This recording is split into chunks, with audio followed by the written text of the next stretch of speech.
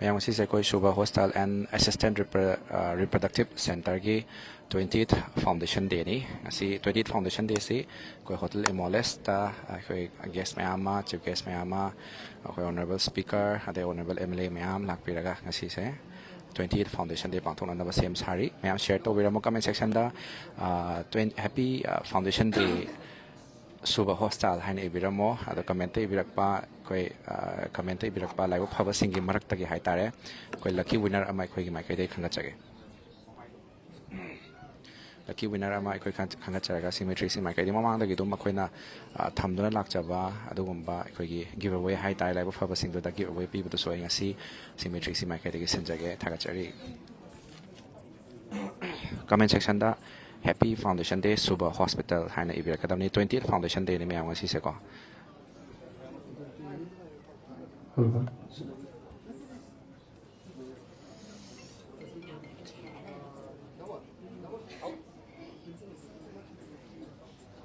ꯆꯦꯟꯅꯗꯦꯁꯣꯔꯤ ꯂꯩꯔꯦ ꯆꯦꯟꯅꯗꯦꯁꯣꯔꯤ ꯍꯥꯏ ꯑꯃ ꯇꯧꯕꯤꯌꯨ ꯌꯦꯁ ꯑꯗꯩꯗꯤ ꯉꯁꯤꯒꯤ ꯃꯌꯥꯝ ꯁ꯭ꯋꯥꯏꯗ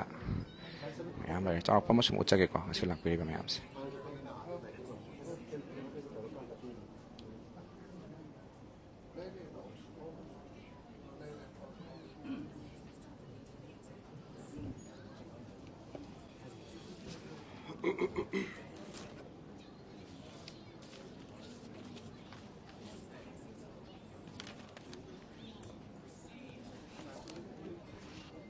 ꯑꯍꯥꯟꯕꯃꯛꯇꯗ ꯃꯁꯤꯒꯤ ꯌꯥꯝꯅ ꯌꯥꯏꯐꯔꯕ ꯅꯨꯃꯤꯠ ꯏꯉꯦꯟꯒꯤ ꯀꯨꯟꯒ ꯃꯥꯄꯟꯅꯤ ꯄꯥꯟꯕ ꯖꯨꯂꯥꯏꯒꯤ ꯇꯥꯡ 12 2025 ꯁꯤꯗ ꯁꯨꯕꯣ hospital and assistant reproductive centre ꯑꯗꯨꯒꯨꯝꯕ ꯍꯣꯁꯄꯤꯇꯥꯜꯁꯤꯒꯤ ꯀꯨꯟꯂꯛ ꯁꯨꯕ ꯃꯄꯣꯛ ꯅꯨꯃꯤꯠꯀꯤ ꯊꯧꯔꯝ ꯄꯥꯡꯊꯣꯛꯆꯕꯁꯤꯗ ꯂꯦꯡꯕꯤꯔꯤꯕ ꯄꯨꯝꯅꯃꯛꯄꯨ ꯁꯨꯕ ꯍꯣꯁꯄꯤꯇꯥꯜꯒꯤ ꯃꯥꯏꯀꯩꯗꯒꯤ ꯇꯔꯥꯝꯅ ꯑꯣꯛꯆꯕꯒ ꯂꯣꯏꯅꯅ ꯏꯀꯣꯛ ꯅꯧꯅ ꯈꯨꯔꯨꯝꯖꯔꯤ ꯍꯧꯖꯤꯛ ꯑꯩꯈꯣꯏꯒꯤ ꯐꯣꯔꯃꯦꯜ ꯑꯣꯏꯕ ꯐꯪꯁꯟꯁꯤ ꯍꯧꯕꯤꯅꯕꯒꯤꯗꯃꯛꯇ ꯑꯩꯈꯣꯏꯒꯤ ꯁ꯭ꯄꯦꯁꯤꯌꯦꯜ ꯏꯟꯚꯥꯏꯇꯤꯁ ꯂꯥꯛꯄꯤꯔꯦ ꯑꯗꯨꯒ VIPꯁꯤꯡꯁꯨ ꯂꯦꯡꯁꯤꯟꯗꯨꯅ ꯂꯩꯕꯤꯔꯦ ꯑꯗꯨ ꯑꯍꯥꯟꯕ ꯑꯣꯏꯅ ꯀꯧꯈꯠꯆꯕꯒꯤ ꯇꯥꯟꯖꯥ ꯂꯧꯖꯒꯦ ꯃꯗꯨꯗꯤ ꯑꯆꯤꯟꯕ ꯃꯌꯥꯝ ꯑꯃ ꯀꯥꯏꯊꯣꯛꯄꯤꯔꯒ ꯉꯁꯤꯒꯤ ꯑꯩꯈꯣꯏꯒꯤ ꯁꯨꯕꯣ ꯍꯣꯁꯄꯤꯇꯥꯜ ꯂꯝꯐꯦꯟꯗ ꯀꯣꯡꯒ꯭ꯔꯦꯠ ꯀꯩꯊꯦꯜꯗ ꯂꯩꯕꯤꯔꯤꯕꯁꯤꯒꯤꯗꯃꯛꯇ ꯐꯥꯎꯟꯗꯦꯁꯟ ꯗꯦ ꯑꯁꯤꯒꯤ ꯊꯧꯔꯝ ꯑꯁꯤꯕꯨ ꯌꯥꯎꯕꯤꯅꯕꯒꯤꯗꯃꯛꯇ ꯂꯥꯛꯄꯤꯔꯤꯕ ꯑꯩꯈꯣꯏ ꯆꯤꯐ ꯒꯦꯁ ꯑꯣꯏꯅ ꯃꯤꯡ ꯑꯣꯏꯅ ꯄꯟꯖꯔꯕꯗ ꯁ꯭ꯔꯤ ꯊꯣꯛꯆꯣꯝ ꯁꯠꯇꯕꯇ ꯁꯤꯡꯕꯨ ꯑꯩꯈꯣꯏꯒꯤ ꯑꯣꯅꯔꯦꯕꯜ ꯁ꯭ꯄꯤꯀꯔ ꯃꯅꯤꯄꯨꯔ ꯂꯦꯖꯤꯁꯂꯦꯇꯤꯚ ꯑꯦꯁꯦꯝꯕ꯭ꯂꯤꯕꯨ ꯑꯩꯈꯣꯏꯒꯤ ꯗꯥꯏꯁ ꯃꯊꯛꯇ ꯂꯦꯡꯈꯠꯄꯤꯔꯛꯅꯕ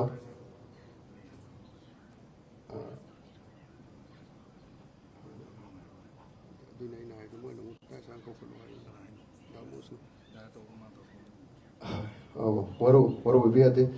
ꯑꯩꯈꯣꯏ ꯄ꯭ꯔꯣꯒ꯭ꯔꯥꯝꯁꯤ ꯈꯤꯇꯪ ꯊꯦꯡꯅꯁꯨ ꯍꯧꯕ ꯃꯔꯝ ꯑꯣꯏꯗꯨꯅ ꯌꯥꯔꯗꯤ ꯈꯤꯇꯪ ꯁꯝꯖꯟꯅ ꯑꯩꯈꯣꯏ VIPꯁꯤꯡꯁꯨ ꯄ꯭ꯔꯣꯒ꯭ꯔꯥꯝ ꯃꯊꯪ ꯃꯊꯪ ꯂꯩꯕꯒꯤ ꯃꯔꯝ ꯑꯣꯏꯗꯨꯅ ꯍꯧꯖꯤꯛ ꯑꯩꯈꯣꯏꯒꯤ ꯁꯨꯕ ꯍꯣꯁꯄꯤꯇꯥꯜꯒꯤ ꯐꯥꯎꯟꯗꯔ ꯃꯤꯡ ꯑꯣꯏꯅ ꯄꯟꯖꯔꯕꯗ ꯕꯕꯥ ꯗꯥꯛꯇꯔ ꯏꯃꯧ ꯂꯩꯈꯤꯗꯕꯒꯤ ꯐꯣꯇꯣꯁꯤꯗ ꯂꯥꯛꯄꯤꯔꯤꯕ ꯏꯟꯚꯥꯏꯇꯤꯁ VIPꯁꯤꯡꯁꯤꯅ ꯑꯍꯥꯟꯕ ꯑꯣꯏꯅ ꯑꯩꯈꯣꯏꯅ ꯏꯀꯥꯏ ꯈꯨꯝꯅꯕ ꯎꯠꯆꯕꯒꯤ ꯇꯥꯟꯖꯥ ꯂꯧꯖꯕ ꯑꯣꯏꯅ ꯂꯩ ꯑꯃꯃꯝꯇ ꯀꯠꯄꯤꯅꯕ ꯍꯥꯏꯗꯨꯅ ꯂꯥꯛꯄꯤꯔꯤꯕ ꯃꯌꯥꯝ ꯑꯃꯅ VIPꯁꯤꯡꯗ ꯅꯣꯂꯨꯛꯅ ꯅꯤꯡꯁꯤꯡꯖꯔꯤ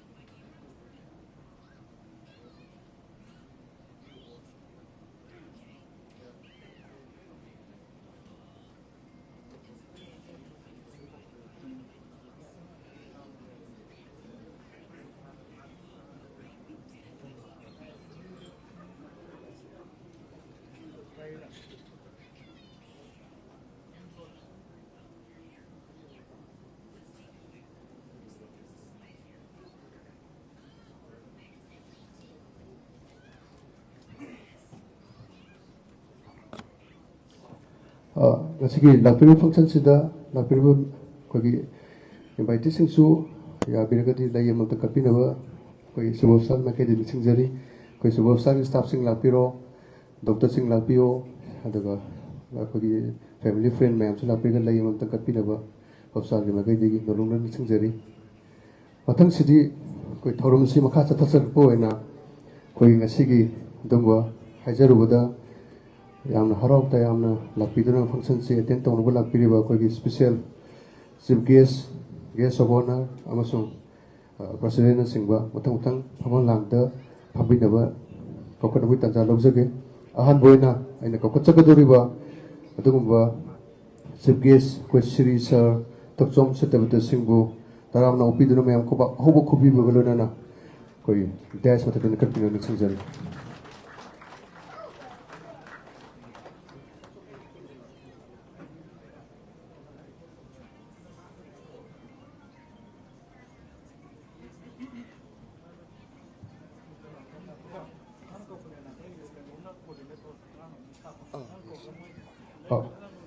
ꯑꯗꯨꯒ ꯅꯤꯡꯁꯤꯡꯖꯕ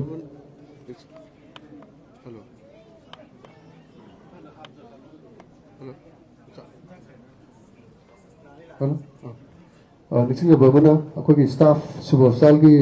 ꯅꯨꯄꯤ ꯃꯆꯥꯁꯤꯡ ꯌꯥꯔꯒꯗꯤ ꯑꯩꯈꯣꯏ ꯑꯣꯅꯔꯦꯕꯜ ꯚꯤ ꯑꯥꯏ ꯄꯤꯁꯤꯡ ꯀꯥꯈꯠꯄꯗ ꯈꯤꯇꯪ ꯂꯝꯖꯤꯡꯕꯤꯅꯕ ꯑꯩꯈꯣꯏ ꯑꯣꯏꯅꯥꯔꯣꯝꯗ ꯈꯤꯇꯪ ꯁ꯭ꯇꯦꯖꯀꯤ ꯑꯣꯏꯅꯥꯔꯣꯝ ꯑꯋꯥꯡ ꯊꯪꯕ ꯁꯥꯏꯗꯇ ꯂꯥꯛꯄꯤꯅꯕ ꯅꯤꯡꯁꯤꯡꯖꯔꯤ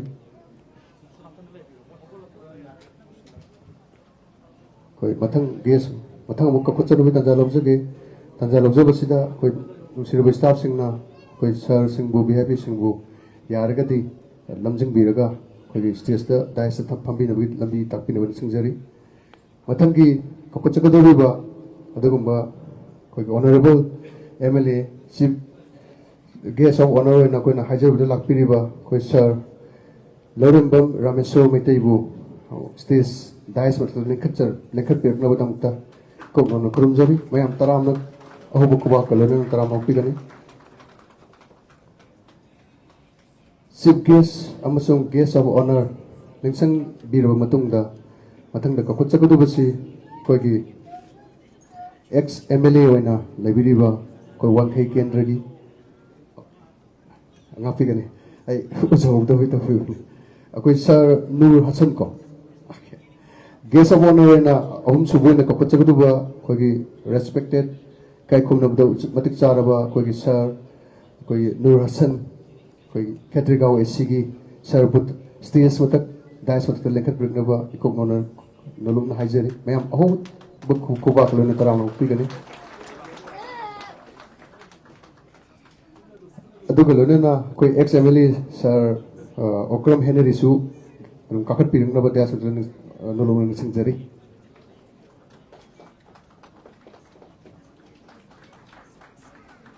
ꯑꯩꯈꯣꯏꯒꯤ ꯗꯤꯒꯅꯤꯇꯤꯁ ꯃꯌꯥꯝ ꯑꯃ ꯂꯦꯡꯁꯟꯕꯤꯔꯕ ꯃꯇꯨꯡꯗ ꯑꯩꯈꯣꯏꯒꯤ ꯃꯈꯥ ꯆꯠꯊꯔꯛꯄ ꯑꯩꯈꯣꯏꯒꯤ ꯐꯪꯁꯟꯁꯤꯒꯤ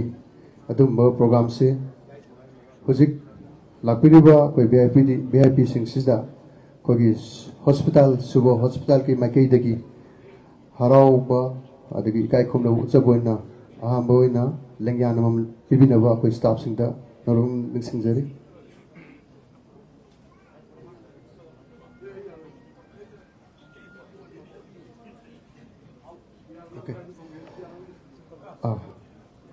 ꯑꯗꯨꯒ ꯑꯔꯣꯏꯕ ꯑꯣꯏꯅ ꯀꯧꯈꯠꯄꯗ ꯑꯩꯈꯣꯏꯒꯤ ꯑꯔꯣꯏꯕ ꯀꯧꯈꯠꯆꯒꯦ ꯃꯗꯨꯗꯤ ꯑꯦꯝ ꯗꯤ ꯑꯣꯏꯅ ꯁꯨꯕ ꯍꯣꯁꯄꯤꯇꯥꯜꯒꯤ ꯄꯨꯕꯤꯔꯤꯕ ꯗꯣꯛꯇꯔ ꯏꯔꯣꯝ ꯅꯂꯤꯅꯤꯁꯨ ꯗꯥꯏꯁ ꯃꯊꯛꯇ ꯂꯦꯡꯈꯠꯄꯤꯔꯛꯅꯕ ꯃꯌꯥꯝꯅ ꯑꯍꯧꯕ ꯈꯨꯕꯥꯛꯀ ꯂꯣꯏꯅ ꯇꯔꯥꯝꯅ ꯑꯣꯛꯄꯤꯌꯨ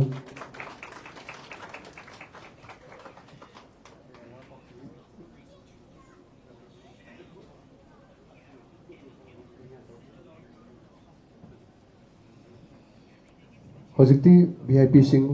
ꯃꯌꯥꯝ ꯗꯥꯏꯁꯇ ꯂꯦꯡꯁꯟꯕꯤꯔꯕ ꯃꯇꯨꯡꯗ ꯍꯧꯖꯤꯛ ꯂꯦꯡꯌꯥꯟ ꯑꯃꯃꯝ ꯌꯥꯟꯕꯤꯅꯕꯒꯤꯗꯃꯛꯇ ꯑꯩꯈꯣꯏ ꯁ꯭ꯇꯥꯐꯁꯤꯡꯗ ꯅꯤꯡꯁꯤꯡꯖꯔꯤ ꯑꯍꯥꯟꯕ ꯂꯦꯡꯌꯥꯟ ꯈꯨꯗꯣꯜ ꯑꯣꯏꯅ ꯇꯝꯕꯤꯒꯗꯕ ꯑꯩꯈꯣꯏꯒꯤ ꯆꯤꯐ ꯒꯦꯁ ꯑꯣꯏꯅ ꯂꯥꯛꯄꯤꯔꯤꯕ ꯑꯩꯈꯣꯏꯒꯤ ꯁꯔ ꯁ꯭ꯔꯤ ꯊꯣꯛꯆꯣꯝ ꯁꯠꯇꯕꯇꯗ ꯑꯩꯈꯣꯏꯒꯤ ꯑꯗꯨꯝꯕ ꯁꯨꯕ ꯍꯣꯁꯄꯤꯇꯥꯜꯒꯤ ꯅꯤꯡꯁꯤꯡ ꯑꯗꯨꯝꯕ ꯈꯨꯗꯣꯜꯁꯦ ꯇꯝꯕꯤꯅꯕꯒꯤꯗꯃꯛꯇ ꯁ꯭ꯇꯥꯐ ꯁ꯭ꯇꯦꯖ ꯗꯥꯏꯁ ꯃꯊꯛꯇ ꯂꯦꯡꯈꯠꯄꯤꯔꯛꯅꯕ ꯅꯤꯡꯁꯤꯡꯖꯔꯤ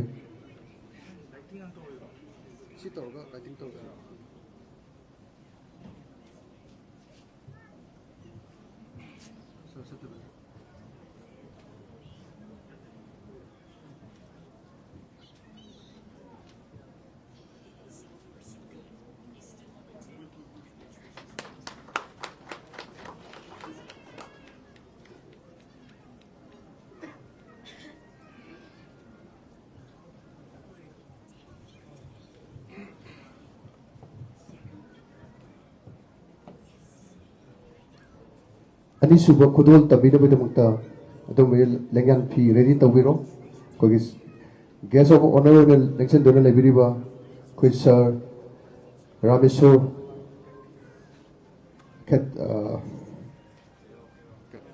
ꯀꯩꯔꯥꯎ ꯑꯦꯁꯤꯒꯤ ꯑꯗꯨꯝꯕ ꯏꯀꯥꯏ ꯈꯨꯝꯅꯔꯕ ꯑꯦꯝ ꯑꯦꯜ ꯑꯦꯗ ꯈꯨꯗꯣꯜꯄꯣꯠ ꯇꯝꯕꯤꯅꯕ ꯅꯤꯡꯁꯤꯡꯖꯔꯤ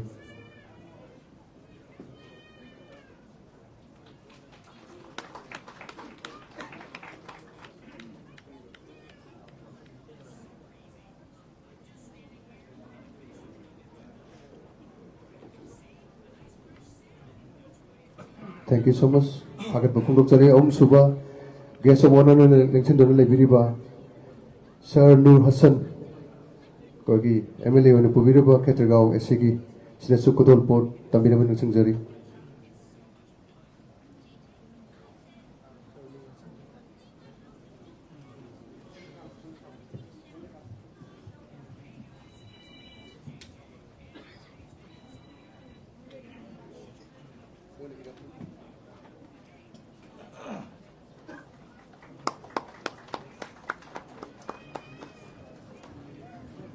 Thagatsari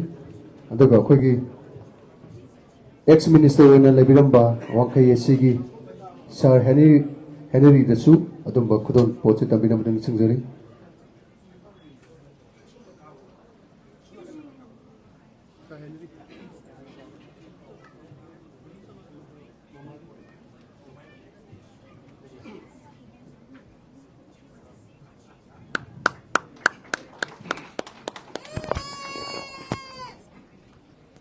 मैम शेयर तो बिरम तुम हैप्पी फाउंडेशन डे सुबह हॉस्पिटल हाने बिरम कोई गिव अवे अदम पिनबा कोई होना जरा कनिंग सिगी थाम सिगा सुमाइरेना kai khumnar bana matik sar basing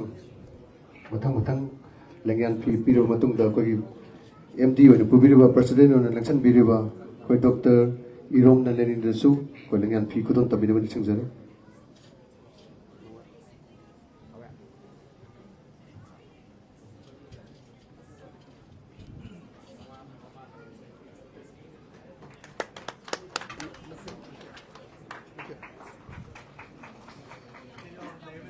Yama Bobin so lay kat pa yaubiri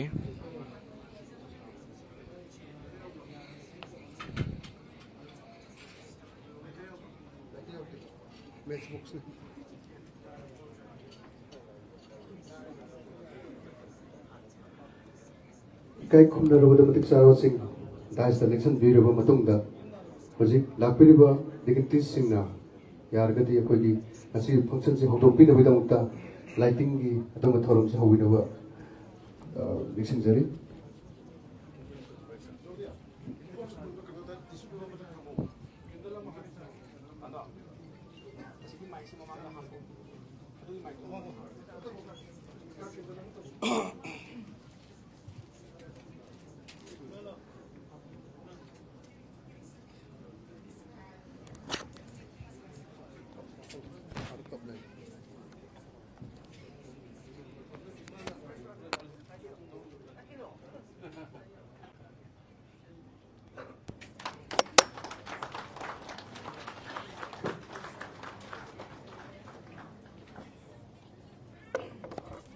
ma'am happy foundation day सो हॉस्टल हाइना कमेंट सेक्शन दे बिरमो कोई माइके देगी सो तुम थमजबा लकी विनर हम खंगा चरगा सुबह हॉस्टल की माइके देगी सो गिफ्ट मचा अमा दोंगी दमकता सिनबा कोई होना जरी मैम ना अमुक हना निसिंजरी हैप्पी फाउंडेशन डे सुबह हॉस्टल हाइना कमेंट तो मतुंगदा शेयर सोइदना तोबियो हाइ वफम से थमजगे शेयर तो बिरक पमियोय सिंगी दमकता निको मैम अखोइना थमजरीबा दोगुंबा अखनबा लकी विनर की प्राइस असे मैम शेयर तब कौबीगनु हैप्पी फाउंडेशन डे सुबह हॉस्टल शेयर तौजरे कमेंट इबीरना लौचरी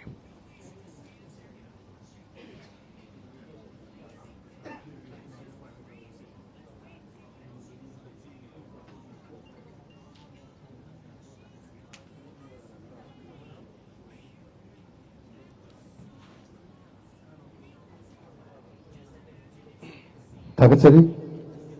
matang sidi lakpiriba ipung khudima aduga wholesale lebiriba special VIP sing subo sal gi makai dagi narunan sangjari madudi laikhidraba koi subo sal gi founder na lebiramba baba takta imobu ꯏꯁꯣꯔꯒꯤ ꯃꯐꯝꯗ ꯏꯪꯅ ꯆꯤꯛꯅ ꯂꯩꯕ ꯑꯣꯏꯁꯅꯨ ꯑꯗꯨꯒ ꯅꯨꯡꯉꯥꯏ ꯌꯥꯏꯐꯕ ꯑꯅꯧꯕ ꯃꯄꯣꯛ ꯄꯣꯛꯄ ꯑꯣꯏꯁꯅꯨ ꯍꯥꯏꯅ ꯃꯌꯥꯝ ꯃꯤꯅꯤꯠ ꯑꯃꯇꯪ ꯂꯦꯞꯈꯠꯄꯤꯔꯒ ꯏꯁꯣꯔ ꯃꯐꯝꯗ ꯅꯤꯖꯅꯕꯒꯤ ꯇꯥꯟꯖꯥ ꯂꯧꯖꯒꯦ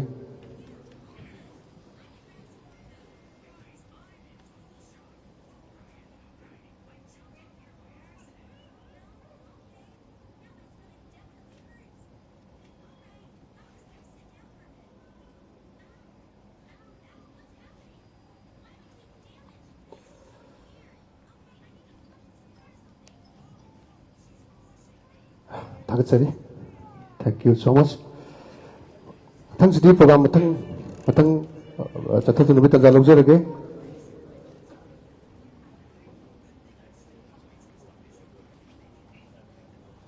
ꯑꯗꯨꯒ ꯑꯩꯈꯣꯏꯅ ꯑꯆꯤꯟꯕ ꯀꯌꯥꯕꯨ ꯀꯥꯏꯊꯣꯛꯄꯤꯗꯨꯅ ꯑꯩꯈꯣꯏꯒꯤ ꯃꯤꯌꯥꯝꯒꯤ ꯁꯦꯕꯥꯗ ꯂꯩꯕꯤꯔꯤꯕ ꯑꯦꯁ ꯄꯤꯒꯤ ꯐꯝ ꯄꯨꯕꯤꯗꯨꯅ ꯑꯩꯈꯣꯏꯒꯤ ꯄ꯭ꯔꯖꯥ ꯃꯌꯥꯝꯕꯨ ꯑꯦꯁ ꯄꯤꯒꯤ ꯐꯝ ꯄꯨꯕꯤꯔꯝꯗꯨꯅ ꯑꯩꯈꯣꯏ ꯃꯤꯌꯥꯝꯒꯤ ꯁꯦꯕꯥ ꯇꯧꯕꯤꯔꯕ ꯃꯇꯨꯡꯗ ꯍꯧꯖꯤꯛꯇꯤ ꯄ꯭ꯔꯃꯣꯁꯟ ꯀꯥꯗꯨꯅ ꯗꯤ ꯑꯥꯏ ꯖꯤ ꯑꯣꯏꯅ ꯄꯨꯕꯤꯔꯤꯕ ꯑꯩꯈꯣꯏ ꯅꯨꯔꯨꯞꯅ ꯃꯤꯡ ꯑꯣꯏꯅ ꯄꯟꯖꯕꯗ ꯇꯥꯃꯣ ꯖꯣꯒꯦꯆꯟꯗ꯭ꯔꯕꯨ ꯁ꯭ꯄꯦꯁꯦꯜ ꯏꯟꯚꯥꯏꯇꯤꯁ ꯑꯣꯏꯅ ꯑꯩꯈꯣꯏꯒꯤ ꯁ꯭ꯇꯥꯐꯀꯤ ꯃꯥꯏꯀꯩꯗꯒꯤ ꯑꯆꯝꯕ ꯈꯨꯗꯣꯜ ꯑꯃꯇ ꯇꯝꯖꯕꯒꯤ ꯇꯥꯟꯖꯥ ꯂꯧꯖꯒꯦ ꯃꯌꯥꯝ ꯑꯍꯣꯡꯕ ꯈꯨꯋꯥꯛꯀ ꯂꯣꯏꯅꯅ ꯋꯦꯜꯀꯝ ꯇꯧꯕꯤꯒꯅꯤ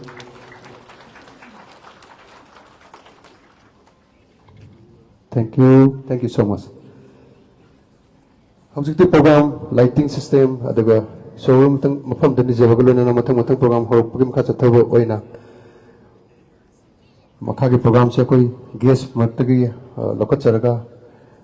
ꯋꯥꯍꯩ ꯈꯔ ꯊꯝꯅꯕꯒꯤ ꯇꯥꯟꯖꯥ ꯂꯧꯖꯒꯦ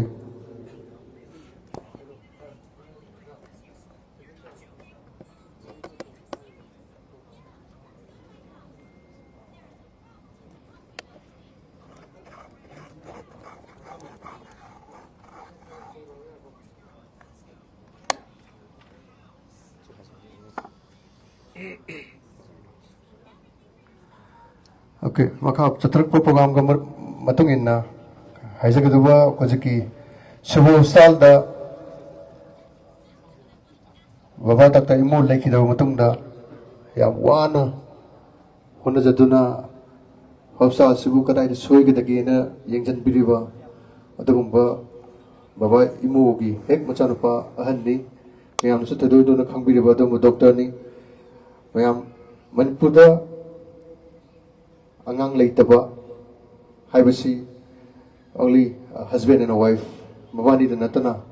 imong manung adagi lemineba maru mapang sing dasu adugi matik ngajadaba adumba thodok kaya amase hojiki koi subo sal makai dagi doctor sing na kan hona jaduna awaba taro mayam abu mitta macha uhan biduna adubu mopok popaga chap manana adumba senajariba adumba doctor ni mayam taramok piyo koge IBM specialist होना library बातों में doctor Wahengbam Indibar की दमतक welcome address and keynote पीवी ने बताऊं कतार आमना को पच्चरे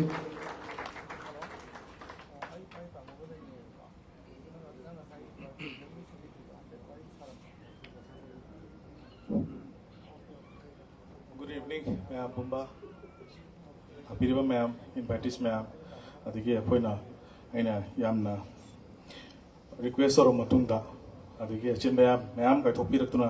लापिरिबा दाइस लिंजिनबिरिबा हान मक्तरा अइना कोगी तामो chief guest Shri Tokchom Satyabrata Singh honourable speaker Manipur legislative assembly बु यामना थागतपा फोंदोकचरी अचिन मैम गायथोकपिरक्तुना सिगी programme SIM success ओनबिदबा तामो thank you अदि मतुंगदा कोई गेस्ट ऑफ ऑनर ओइना फम लाम लिंजिनबिरिबा तामो Shri लौरेंबम Rameshwar Meitei Honorable MLA, Kairo Assembly Constituency Busu, I Anna Pamana Takachari, Sigi Akwiki Function Asibu, Yam memorable Oinaba, Matamka, Silvia Katopir to Lapi Vida Mata, Tonam Noaje, Adi Matanda, Hogi, Nurul Hassan, Kairo, Secretary Catrigal, Assembly Constituency MLA Vidiba, Nurul Hassan Busu, Yam Nongai Fonduchari, thank you. Adi Matumta, now Okram Henry Busu, ex Sibusu, and Takat Pondukchari, Adi Matunda, Agima, Dr. Irom, Nalini Devi Busu Takat Pondukchari.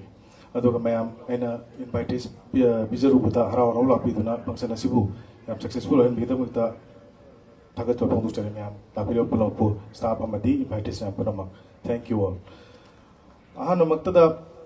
ꯑꯩ ꯁꯝꯇꯛꯅ ꯊꯦꯡꯖꯟꯈ꯭ꯔꯕꯅꯤꯅ ꯑꯩꯒꯤ ꯑꯗꯨꯒꯤ 2008ꯗꯒꯤ ꯑꯩꯈꯣꯏ IVFC ꯃꯅꯤꯄꯨꯔꯗ ꯏꯍꯥꯟ ꯍꯥꯟꯕ ꯑꯣꯏꯅ ꯑꯩꯈꯣꯏꯒꯤ ꯍꯣꯁꯄꯤꯇꯥꯜꯁꯤꯅ ꯄꯥꯏꯅꯤꯌꯔ ꯑꯣꯏꯅ ꯃꯅꯤꯄꯨꯔꯗ ꯑꯩꯈꯣꯏꯅ ꯑꯍꯥꯟꯕ IVF ꯁꯦꯟꯇꯔ ꯑꯃ ꯑꯩꯈꯣꯏꯅ ꯂꯤꯡꯈꯠꯄ ꯉꯝꯖꯈꯤ ꯕꯕꯥꯒꯤ ꯂꯨꯆꯤꯡ ꯃꯈꯥꯗ ꯑꯗꯒꯤ ꯑꯗꯨꯒꯤ ꯃꯇꯨꯡꯁꯤꯗ ꯑꯗꯨꯒꯤ ꯃꯊꯛꯇ ꯑꯩꯈꯣꯏꯅ ꯔꯤꯀ꯭ꯋꯦꯁ ꯇꯧꯔꯀꯥꯟꯗ ꯃꯣꯏꯁꯤ ꯋꯦꯁ ꯕꯦꯡꯒꯣꯜ ꯀꯜꯀꯇꯥꯗꯒꯤ ꯃꯣꯏꯅ ꯔꯤꯀ꯭ꯋꯦꯁ ꯇꯧ ꯃꯣꯏꯅ ꯂꯥꯛꯄꯤꯗꯅ ꯁꯥꯏꯀꯜ ꯐꯅꯌꯥꯝ ꯇꯧꯕꯤꯔꯝꯃꯦ ꯑꯗꯨꯒꯤ ꯃꯇꯨꯡꯗꯒꯤ ꯑꯃꯨꯛ 2016ꯗꯒꯤ ꯃꯣꯏꯁꯤ ꯊꯕꯛ ꯈꯔ ꯆꯤꯟꯁꯤꯜꯂꯛꯄ ꯈꯣꯠꯄ ꯇꯧꯕꯗꯒꯤ ꯑꯩ ꯏꯁꯥꯅ ꯑꯗꯨꯒꯤ ꯃꯇꯨꯡꯗꯨꯗ ꯑꯩꯁꯨ IVF ꯇ꯭ꯔꯦꯅꯤꯡ ꯆꯠꯂꯨꯔꯕ ꯃꯇꯨꯡꯁꯤda 2016ꯗꯒꯤ ꯖꯨꯂꯥꯏ ꯃꯟꯊꯇꯒꯤ ꯑꯩꯅ IVF ꯁꯥꯏꯀꯜꯁꯤ ꯑꯩꯒꯤ ꯑꯦꯝꯕ꯭ꯔꯥꯏꯑꯣꯂꯣꯖꯤꯁ ꯒ꯭ꯌꯥꯅꯦꯁꯣꯔꯤ ꯏꯕꯥꯅꯤ ꯑꯗꯒꯤ ꯑꯩꯒꯤ ꯇꯦꯛꯅꯤꯁꯤꯌꯟ ꯃꯌꯥꯝ ꯑꯩ ꯂꯦꯕ ꯑꯦꯁꯤꯁꯇꯦꯟ ꯃꯌꯥꯝ ꯁꯤ ꯇꯧꯔꯒ ꯑꯩꯈꯣꯏ ꯄꯨꯟꯅ ꯍꯧꯃꯤꯟꯅꯔꯛꯈꯤ ꯁꯨꯃꯥꯏꯅ ꯇꯧꯗꯅ ꯁꯤ ꯖꯔꯅꯤꯁꯦ ꯑꯩꯈꯣꯏ ꯕꯤꯒꯤꯟ ꯇꯧꯖꯔꯛꯄꯅꯤ 2016ꯗꯒꯤ ꯑꯩꯈꯣꯏ ꯏꯁꯥꯅ ꯑꯣꯟ ꯍꯥꯎꯁꯀꯤ ꯑꯣꯏꯅ IVF ꯑꯩꯈꯣꯏ ꯁꯥꯏꯀꯜꯁꯦ ꯍꯧꯖꯔꯛꯈꯤ ꯑꯗꯨꯒ ꯉꯁꯤ ꯐꯥꯎꯕꯗ ꯑꯩꯈꯣꯏꯅ ꯍꯧꯖꯤꯛ ꯐꯥꯎꯕ ꯇꯧꯖꯔꯛꯄꯗ 250 ꯁꯥꯏꯀꯜꯁ ꯌꯧꯔꯦ ꯑꯗꯨꯒ ꯑꯩꯈꯣꯏꯅ ꯉꯁꯤ ꯐꯥꯎꯕꯗ ꯑꯩꯈꯣꯏꯅ ꯑꯉꯥꯡ ꯂꯩꯖꯗꯕ ꯑꯗꯒꯤ ꯁꯦꯀꯦꯟꯗꯔꯤ ꯏꯟꯐꯔꯇꯤꯂꯤꯇꯤ ꯍꯥꯏꯕꯗꯤ ꯑꯉꯥꯡ ꯍꯥꯟꯅ ꯂꯩꯔꯕ ꯃꯇꯨꯡꯗ ꯑꯃꯨꯛ ꯄꯣꯛꯄ ꯉꯝꯗꯕ ꯃꯌꯥꯝ ꯑꯃ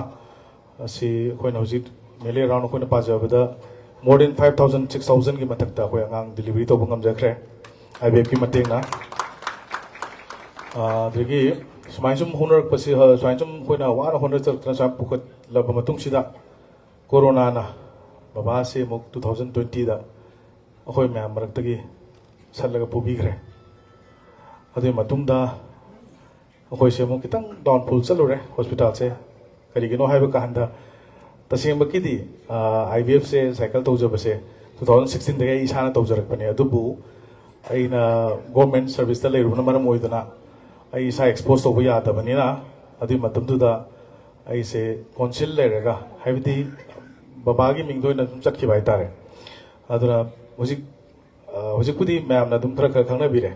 हानादि अइसे अल्ट्रासाउंड की डॉक्टर ने खंगना बे इसे हाना अदमाइन तौवे अदगी तौबुदी तौबा इना अदुगा बिहाइंड द सीन द सुम लेबा हाइतारे 2016 दगी अदुना अदमाइन तौरगा जुम होना जरे 2020 मतुंग से बाबा लेगिन मतुंग दा याम डाउनफॉल चलुरे अदु मतम दुदा आइगी family member as well as आइगी स्टाफ आई याम नुसी मोय म्यामना आइगी बेकिंग द लेपिरगा खोय म्याम पुलप होमिनर कांदा खुसमनरगा खोय मसेन अमगा मगा मतेंग पांगनादना मेंटली सपोर्ट तौनादना फैमिली मेंबर नसुको अदु तौरगा याम वाना हुजिकपुदी सिगी स्टेज उप ngam सुमाइन तौरगा दिगी मुक हुजिक सक्सेस रेट होय हानगे IVF साइकिल से हानगे सक्सेस रेट रगी हुजिना मुख खरा मु हेंगले सही अमा मु फाजला माने सिरम खरा मु हेंगले करिगिनो हाय कांदा खोना मु न्यूएस्ट होय मॉड्यूलर IVF कनो से सेटअप से आइना सुम खंजबदा मणिपुरदा आइना खरा फर्स्ट टाइम होतो माले सि सेटअप से तौजरे आई तमजे चुमजा खंदेको अदुमाइना आई सेटअप तौजरेगा सुमाइन तौजरे सक्सेस रेट पुदु याम वाखले दामो अदुगी तौबदगे अदुमाइन तौवे अदुगा सुमाइन तौजे नि जर्नी से वाना होनरगा तौजरके हाइतारे 2020 मतुंगदगिदी तसेंबा याम थिना डाउन चलुरे मैमना हाइबदी खोना बिहाइंड द सीन लेरुबो खोपा तौदुना इदुना अदुमाइन तौवे अदुना दगी सुमाइन जुम होरकपदुना हुजिकती अखोय मैम पुंदना आई होटल मसाम साबा ngमजरे अदु सिदा अखोय मैम सि पुल्ली सिंगाय ngasi अदु सुमाइन तौदना सि लाइगे मतेंगना इसोर चानबीदना बाबागी ब्लेसिंग मखादगी सुमाइना हुजि फावदी अखोय स्टेन तौजरी अतुंगदसु दुम अखोय युम पाला मतुंगदा ओइदबा अखोय युम बान मरि लेगे मतुंगसिदा अंगा ओइम ngमदा मैम अमा अखोयना मतेंग पांगजगी ने सुम स्टेन तौजरी सुमाइन तौरगा इसरा सुम सेन टेंजन जगे अदुबु अमकसोना अइबु अखोयगी हॉस्पिटल बोदगी हॉस्पिटल साब से मनु सिबिदना असिगी कुन सुबा फाउंडेशन डे असिबु माइ पहान बगी दमकता अखोयगी stage selection brave dignitaries ma'am अमदे अइगी स्टाफ अदगी अइगी इनवाइटीज स्पेशल इनवाइटीज मैम सु अयामना थागतचरी thank you all and have a good evening thank you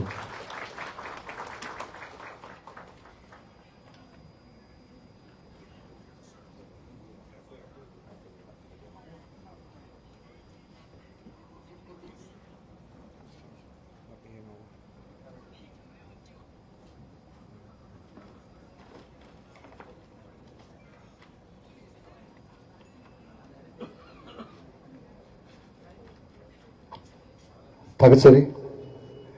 अगदी ब्रदर लो इबाई ने लेबिरमन डॉक्टर इंद्रबाबू तराम हनिंगल तन थागतसरी मथंग सिटी chief guest of honour president की स्पीच पीडिंग ngai की मांगो इनना लेकिद्रबा बाबा डॉक्टर इमो वाहिंगबम की समलपो मागी वो हिस्ट्री ब्रीफ हिस्ट्री हाजगे खरदंग पंजगे मदुदी बाबा डॉक्टर इमो सगोमन सयांग पुखरी मपाल की लंपाक तुगे हेक ममांग थंगबा युमदा लेबिबा दुंबा आइगिनी कुबोकनी इपानी मचमनाव मरिगी मनुंगदा बाबा डॉक्टर इमोना क्वाइदगी एल्डेस सोइना लुचिंगपुरिन ओबिदुना मचनाव सुंग सेनाजदुना वाहिंगबम सागैबु वांगन थांगत पिनाबा कन्ना होनजरंबा अदुंबा डॉक्टर बाबा डॉक्टर इमोनी याम कन्ना होनजर मतुंगदा 1953 की अक्टोबर की अफरबा ट्यूसडे लेबा पनुमिता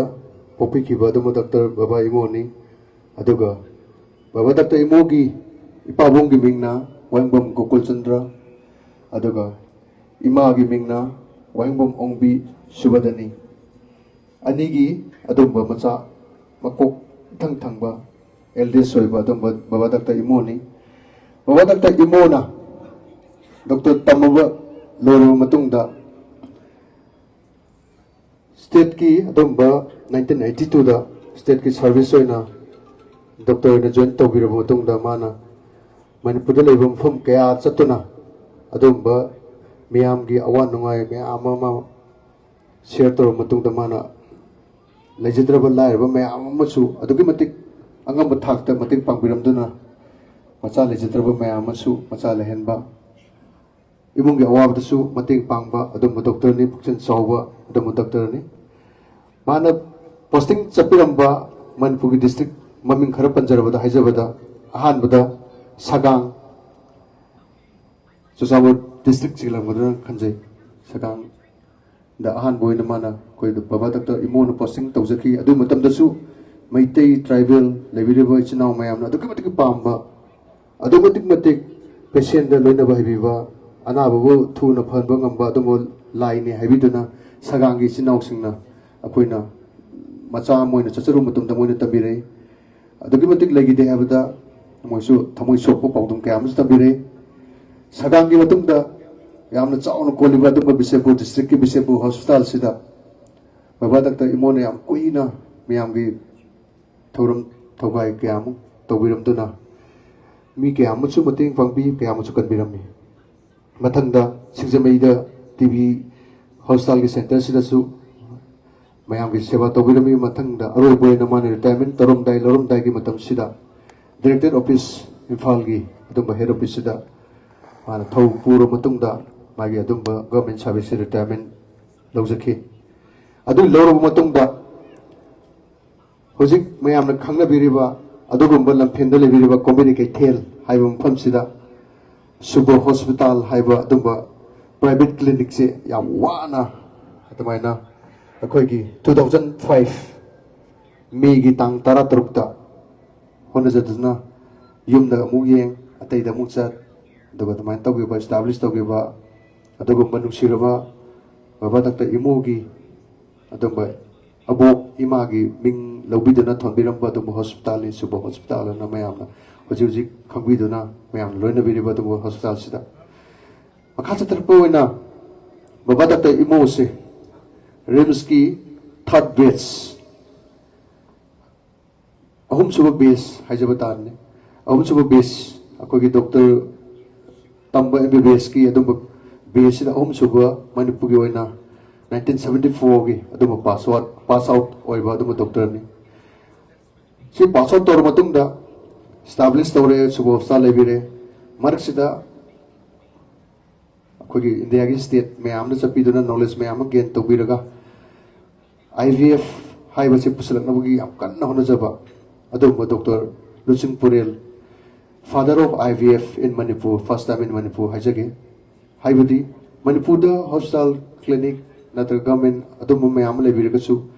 IVF की मरमदा हेना बाबा डॉक्टर इमोन थिजनजदुना imung amagi awaba mate manawgi awaba mama pagi awaba macha lejidabi awaba to kok no duk tamana aduki mate hura hona jaduna 1977 da United Kingdom England da chabiduna adumba infertility in IVF haiba adumba fellowship ki course yaubiduna sigi knowledge se phanga mutungda manipur da su khoi hojik wana riba macha lejidabagi achumba problem se solve tawjage na khanba galona na mana du fellowship 3 months ki course khak yaujaro matungda hala aga koi sugo hostal lampheri kobile ke thel se library sista ahan boina yamna surprise aduga yam thajadaba mate manau couple lamana luhongo matungda sahi manga natra sahi tara macha lek tabu uruk taba hayse library ba thengnabiri husband wife imong manuna susoi chodar khangbirang mani isamak chudum thengnajagi sasu sahi manga luhongo matungda baba takta imona treatment tawbirami IVF tawe isamaksu sahi manga matungda suoi oigide baba takta imo aduki matik ma depression chu sakhi macha no pi oibanina phangi dabagi macha pi bangam daba ai IVF treatment tu oge ba haibo baba takta imona parbirami adubu laibak thiba thongdok 2020 gi adumba covid kisida baba takta imo lairamle na tin khrabu matungda brother-in-law Dr. Indibar na kanna honabiduna aigi wife masamak sa doctor ni rims to na assistant professor o na pediatric department le bibani Dr. Sunanda Su sahi mangai matungda as a normal delivery o na masama to automatically yabire haibadi baba Dr. Imon kanna honabiramba brother Dr. Imona Dr. Indibar na mo treatment mayam process mayam honabiduna baba Dr. Imogi knowledge mayam da mu punsan biraga masagi tungan pa extra ordinary knowledge mo sab punjala matungda admai putho matungda kugi cham treatment operation masam to matungda aigi wife sisu after 5 years matungda isa nupa phange matang isa nupi phange sigi dam to su doctor brother indivagi dam ta au bakhuba khubi gi tibi mayam na khudum sa wasi lojaraga aina matang tang wari si sum samjam jarakpane aduga hujiki nasagi United Kingdom da kogi course 6 months 3 months ki fellowship yaw matungda ahan boina 2009 gi adumba 18 June sida kogi sisu tribal isinauni yamna up to 10 years ki matungda ya wana twins oina aduga IVF treatment ja ahan bahujaki sumai matang chatha jaru matungda hujik 2025 yobire hujikti baba Dr. Imo matungda macha nupa oina labiriba aduga subov sal sibu kanna senjari badumba Dr. Indibarna kanna honabiduna matang IVF normal asina singba treatment chathar matungda hojikti more than 6000 HMN phangena takpire sigidam tasu hobo kuba kubigani haijabaning body library mafam kaya amna su clinic mayam sa hangtokna library IVF ki maramda yam kupna detail sangjajar su mapan na chatlaga paisa achabu budget sangi matam mangi adigi adura yaraktaba potuna hena depression chatuna mate minau kaya ama kainaba nuai taba khatnaba chainaba mayam ju wari mayam su lebire aduna hajaning madi hojik lairiba facility bijariba paisa financial su subo hospital gi maikedigi nulukna mayam da paujin si bijari aduga mathangi program makha chathar poina hojiki lakpi sings sigi martagi ahar boina kokotchage wahi subov sal gi maramda kharadang thabina bidakta chief guest ona labiriba koi honorable sir satabatabu wahi kharadang thabina bidakta singjari taramna opio mayam hobo kuwa kalona sir satabatabu wahi khar thabina kokotjage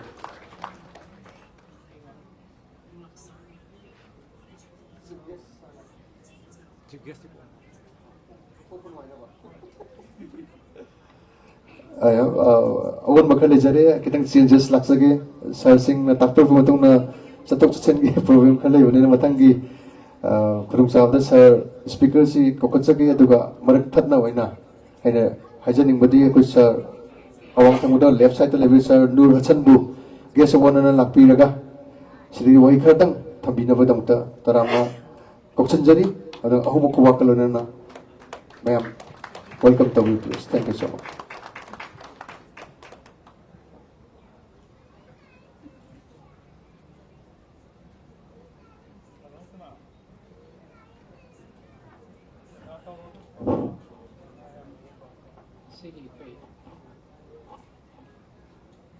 Suba Hospital and Assisted Reproductive Center Hospital Sigi Foundation Day Luinana Hotel Imolest Hotel Imolest Sida Pontuk Liva Forum Sigi Favak Talinkat Piriva Ikai Nazariva Rise Sigi Manipur Legislative Assembly Gi Honorable Speaker Luina Naikoi Kudima Bulamzing Lamtak Piriva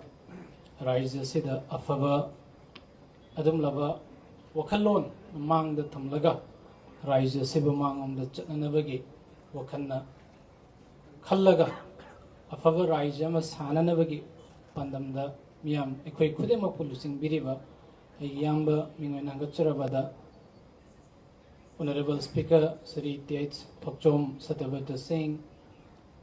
Luina Nangasiki Dice Tilingson Biriva a Yamba Kairao Assembly Constituency Honorable MLA Laurembam Ramesho Maitei Marup Okram Henry ex-minister Wangkai Assembly Constituency Luina Ima Dr. Luina Igi Mang Lingsin Birivi Tedok and Dokna Amam Tangming Panzadragasu Tedok and Dokna Tungan Phil IPS officer dagi hauragana doctor specialist subject expert aduga koigi Dr. Indiova IBF ki one of the expert tinbiriba khwai punamak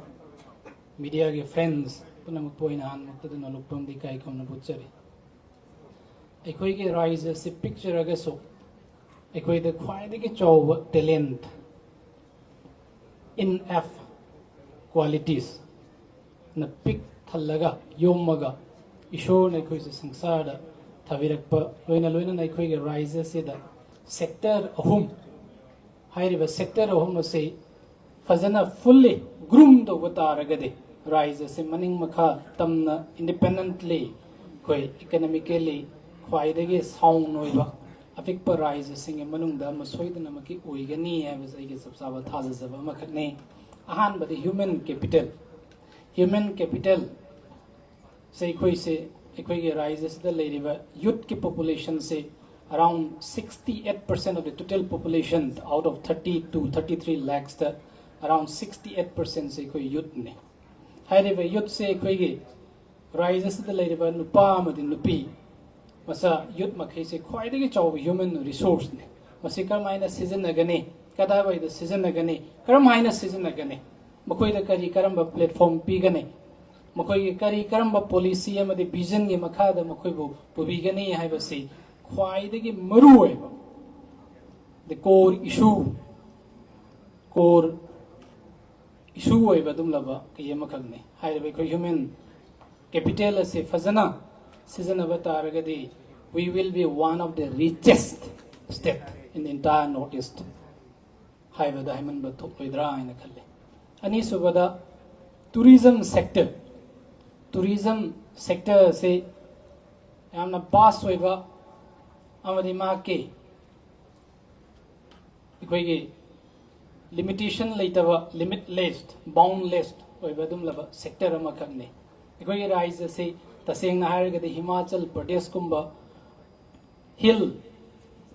station yamna leiba dum laba Himachal Pradesh tagi so hena fazaba hena ningthizaba adum laba rise ma khagne ikoi rise sida leireba natural beauty na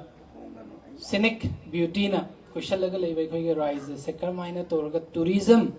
industry tourism sector sector maina ikoi mangong da chatkani kari ka maina toraga khoi masigi sector se tap togane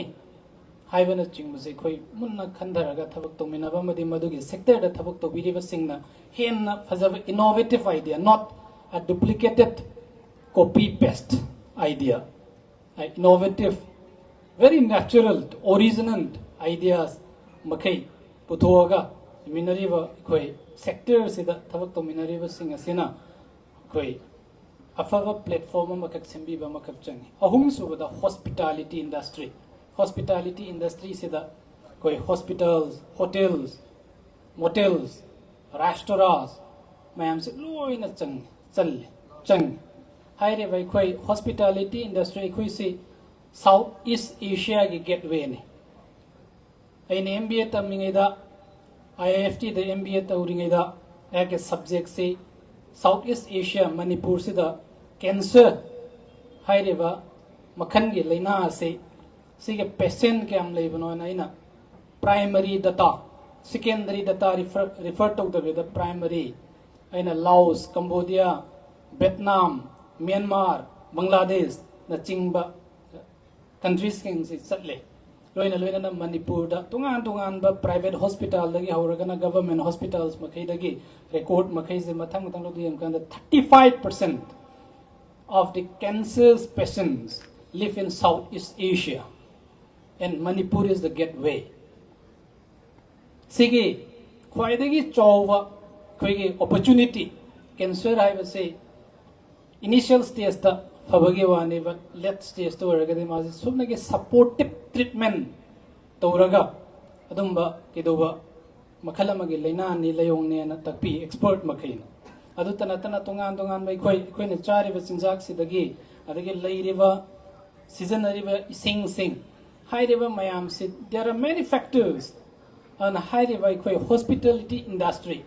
Masih tape तोबे आबा अदुगा gateway कोई south east Asian countries मखे की gateway होइरिबा Manipur से हाइरिबा industry अहुम से कोई हाइरिबा human capital tourism लोइना hospitality industry हाइरिबा इंडस्ट्री अहुम से फजना कोई टेप तब तारगदि we will be a leading step in the whole of India अदुगी दमकते कोई करी दरकार लई हाइरगदि अफवा शासन अमखक दरकार लई अफवा लेंगा लोई सिंह दरकार लई इंडस्ट्रियलिस्ट कयाम पुथोपे याब एंटरप्रेन्योर्स कयाम पुथोपे याब आइकॉन बिजनेस आइकॉन कयाम पुथोपे याब स्टेट अमखक ने अने कोई स्टेट असिदा ngasi asum tawna koi foundation day pangthokpiriba hospital gi success story mate ama ikoi da tahan bikhreba asum tawna tungan ba leiriba this industry itself is a red ocean but innovation is the only means to progress and remain the top of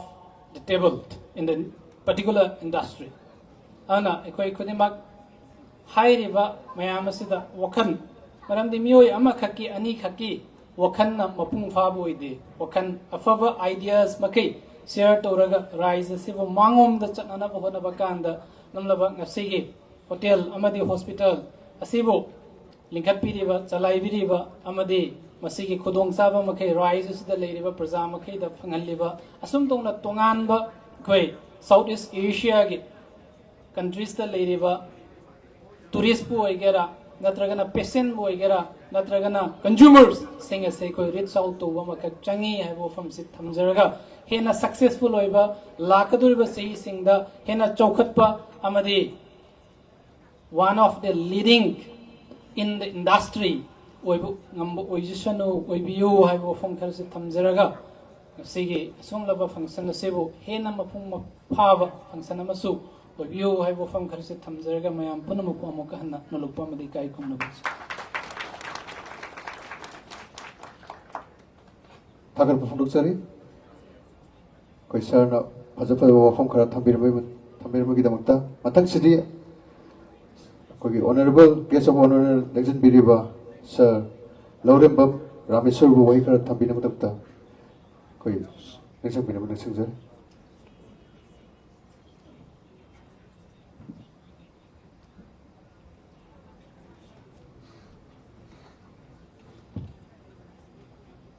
मैं आपको नमक pack no चले मैं हम कोई वारों ने खाले गए नौर का कोई से मतम चाल लाउनिंग बने अदुदा मैं इंफाल दा कोई ओने एमएलए रविंद्रोगी फुटबॉल फंक्शन लमा फाइनल एकदम थेंदोकरे मसीन मत मैं हम आपी गने हम मत मैं हम दुगी हजारी अदुगा ngasi ki kunsuba hobsan gi foundation day असि gi tor मसे इलेक्शन बिरिबा मरोइना ꯃꯤꯉꯣꯟꯗ ꯄꯥꯟꯖꯕꯁꯤ ꯊꯣꯛꯆꯣꯝ ꯁꯩꯇꯕꯗꯁꯤꯡ ꯁ꯭ꯄꯤꯀꯔ ꯑꯗꯨ ꯁ꯭ꯀꯨꯜ ꯀꯦꯟꯗ꯭ꯔꯒꯤꯁꯨ MLA ꯑꯣꯏꯕꯤꯔꯤꯕ ꯀꯥꯏꯈꯨꯅ ꯎꯠꯆꯔꯤ ꯑꯗꯣ ꯍꯧꯖꯤꯛ ꯋꯥꯍꯩ ꯉꯥꯡꯕꯤꯈꯤꯕ ꯈꯦꯗꯤꯒꯥꯎ ꯑꯁꯤꯒꯤ MLA ꯑꯣꯏꯕꯤꯔꯤꯕ ꯅꯨꯔ ꯍꯁꯜ ꯀꯥꯏꯈꯨꯅ ꯎꯠꯆꯔꯤ ꯑꯗꯨꯒ ꯍꯥꯟꯅꯒꯤ ꯑꯦꯛꯁ ꯃꯤꯅꯤꯁꯇꯔ ꯑꯩꯒꯤ ꯃꯔꯨꯞ ꯍꯦꯅꯔꯤꯕꯁꯤ ꯀꯥꯏꯈꯨꯅ ꯎꯠꯆꯔꯤ ꯑꯗꯨꯒ ꯁꯨꯕ ꯍꯣꯁꯄꯤꯇꯥꯜꯒꯤ MD ꯑꯣꯏꯅ ꯂꯩꯕꯤꯔꯤꯕ ꯃꯦꯗꯥꯝ ꯅꯂꯤꯅꯤ ꯀꯥꯏꯈꯨꯅ ꯎꯠꯆꯔꯤ ꯑꯗꯨꯒ ꯃꯥꯡꯂꯤꯛꯁꯤꯟꯕꯤꯔꯤꯕ ꯃꯌꯥꯝ ꯄꯨꯝꯅꯃꯛ ꯑꯄꯨꯟꯕ ꯑꯣꯏꯅ ꯀꯥꯏꯈꯨꯅ ꯎꯠꯆꯔꯤ ꯑꯩꯈꯣꯏꯒꯤ ꯗꯥꯛꯇꯔ ꯏꯟꯖꯤꯕꯣꯔꯒꯤ ꯃꯥ ꯅꯣꯡꯃ ꯊꯦꯡꯅꯩ ꯃꯥꯁꯦ ꯑꯗ ꯌꯥꯝꯅ ꯄꯨꯛꯅꯤꯡ ꯊꯧꯒꯠꯅꯤꯡꯕ ꯑꯃꯅ ꯉꯁꯥꯏ ꯄꯟꯕꯤꯈꯤꯕꯗꯣ ꯀꯩꯅꯣ ꯍꯥꯏꯀꯥꯟꯗ ꯑꯩꯈꯣꯏꯒꯤ ꯃꯤꯑꯣꯏꯕꯒꯤ ꯃꯔꯨꯑꯣꯏꯅ ꯌꯨꯝ ꯄꯥꯜꯂꯕ ꯅꯨꯄꯥ ꯅꯨꯄꯤꯒꯤ ꯍꯥꯏꯇꯥꯔꯦ ꯃꯔꯨꯑꯣꯏꯅ ꯅꯨꯄꯤꯁꯤꯡꯒꯤ ꯍꯥꯏꯇꯥꯔꯦ ꯃꯣꯏ ꯈ꯭ꯋꯥꯏꯗꯒꯤ ꯃꯣꯏꯅ ꯄꯥꯝꯖꯕ ꯒꯤꯐꯁꯦ ꯃꯆꯥꯁꯤꯅꯦꯕ ꯑꯁꯤꯒꯨꯝꯕ ꯌꯥꯝꯅ ꯐꯦꯃꯤꯂꯤ ꯑꯃ ꯗꯔꯀꯥꯔ ꯑꯣꯏꯕ ꯄꯣꯠꯁꯦ ꯃꯥꯅ ꯑꯉꯝ ꯍꯣꯠꯅꯔꯀꯥꯟꯗ ꯇꯧꯕꯤꯔꯝꯕ ꯌꯥꯝ ꯊꯥꯒꯠꯅꯤꯡꯉꯤ ꯑꯗꯨꯒꯤ ꯃꯊꯛꯇ ꯃꯥꯂꯦꯝꯒꯤ ꯑꯣꯏꯅ ꯍꯧꯖꯤꯛ ꯃꯌꯥꯝ ꯇꯥꯔꯦ ꯖꯄꯥꯟꯗ ꯃꯤ ꯋꯥꯠꯄꯒꯤ ꯔꯁꯤꯌꯥꯗ ꯖꯔꯃꯟꯗ ꯃꯌꯥꯝ ꯑꯃ ꯊꯦꯡꯅꯕ ꯃꯔꯨꯑꯣꯏꯅ ꯑꯩꯈꯣꯏ ꯃꯩꯇꯩꯁꯤꯡꯁꯤꯁꯨ ꯃꯇꯝ ꯑꯃꯗ ꯑꯁꯨꯛꯀꯤ ꯃꯇꯤꯛ ꯇꯔꯦꯠ ꯇꯔꯦꯠ ꯈꯨꯟꯇꯥꯛꯄꯗ ꯃꯤꯁꯤꯡ ꯌꯥꯝꯃꯒꯗꯨ ꯑꯩꯈꯣꯏ ꯏꯄꯥ ꯏꯄꯨꯁꯤꯡꯅ ꯑꯌꯥꯝꯕ ꯑꯉꯥꯡꯁꯤꯡ ꯌꯥꯝꯗ꯭ꯔꯕꯗ ꯑꯩꯈꯣꯏ ꯏꯄꯨꯁꯤꯡꯅ ꯑꯌꯥꯝ ꯑꯉꯥꯡ ꯇꯔꯦꯠ ꯇꯔꯥ ꯄꯣꯛꯅꯤꯡꯉꯁꯤ ꯑꯩꯈꯣই ꯃꯩꯇꯩ ꯑꯣꯏꯅ ꯑꯩꯈꯣꯏ ꯅꯣꯔꯠꯁꯤꯗ ꯑꯩꯈꯣꯏ ꯍꯤꯡꯕ ꯉꯝꯃꯤꯅꯦꯕ ꯑꯗꯨꯅ ꯌꯥꯝꯅ ꯃꯔꯨ ꯑꯣꯏꯌꯦ ꯑꯩꯈꯣই ꯑꯉꯥꯡ ꯀꯩꯅꯣꯁꯦ ꯑꯁꯤꯒꯤ ꯁꯨꯕ ꯍꯣꯁꯄꯤꯇꯥꯜꯅ ꯇꯧꯕꯤꯔꯤꯁꯤ ꯌꯥꯝ ꯀꯥꯟꯅꯕ ꯇꯨꯡꯗ ꯍꯥꯏꯇꯥꯔꯦ ꯑꯗ ꯃꯥꯂꯦꯝꯒꯤ ꯑꯣꯏꯅ ꯑꯉꯥꯡ ꯄꯣꯛꯄꯒꯤ ꯆꯥꯡ ꯍꯟꯊꯔꯛꯄ ꯃꯔꯨꯑꯣꯏꯅ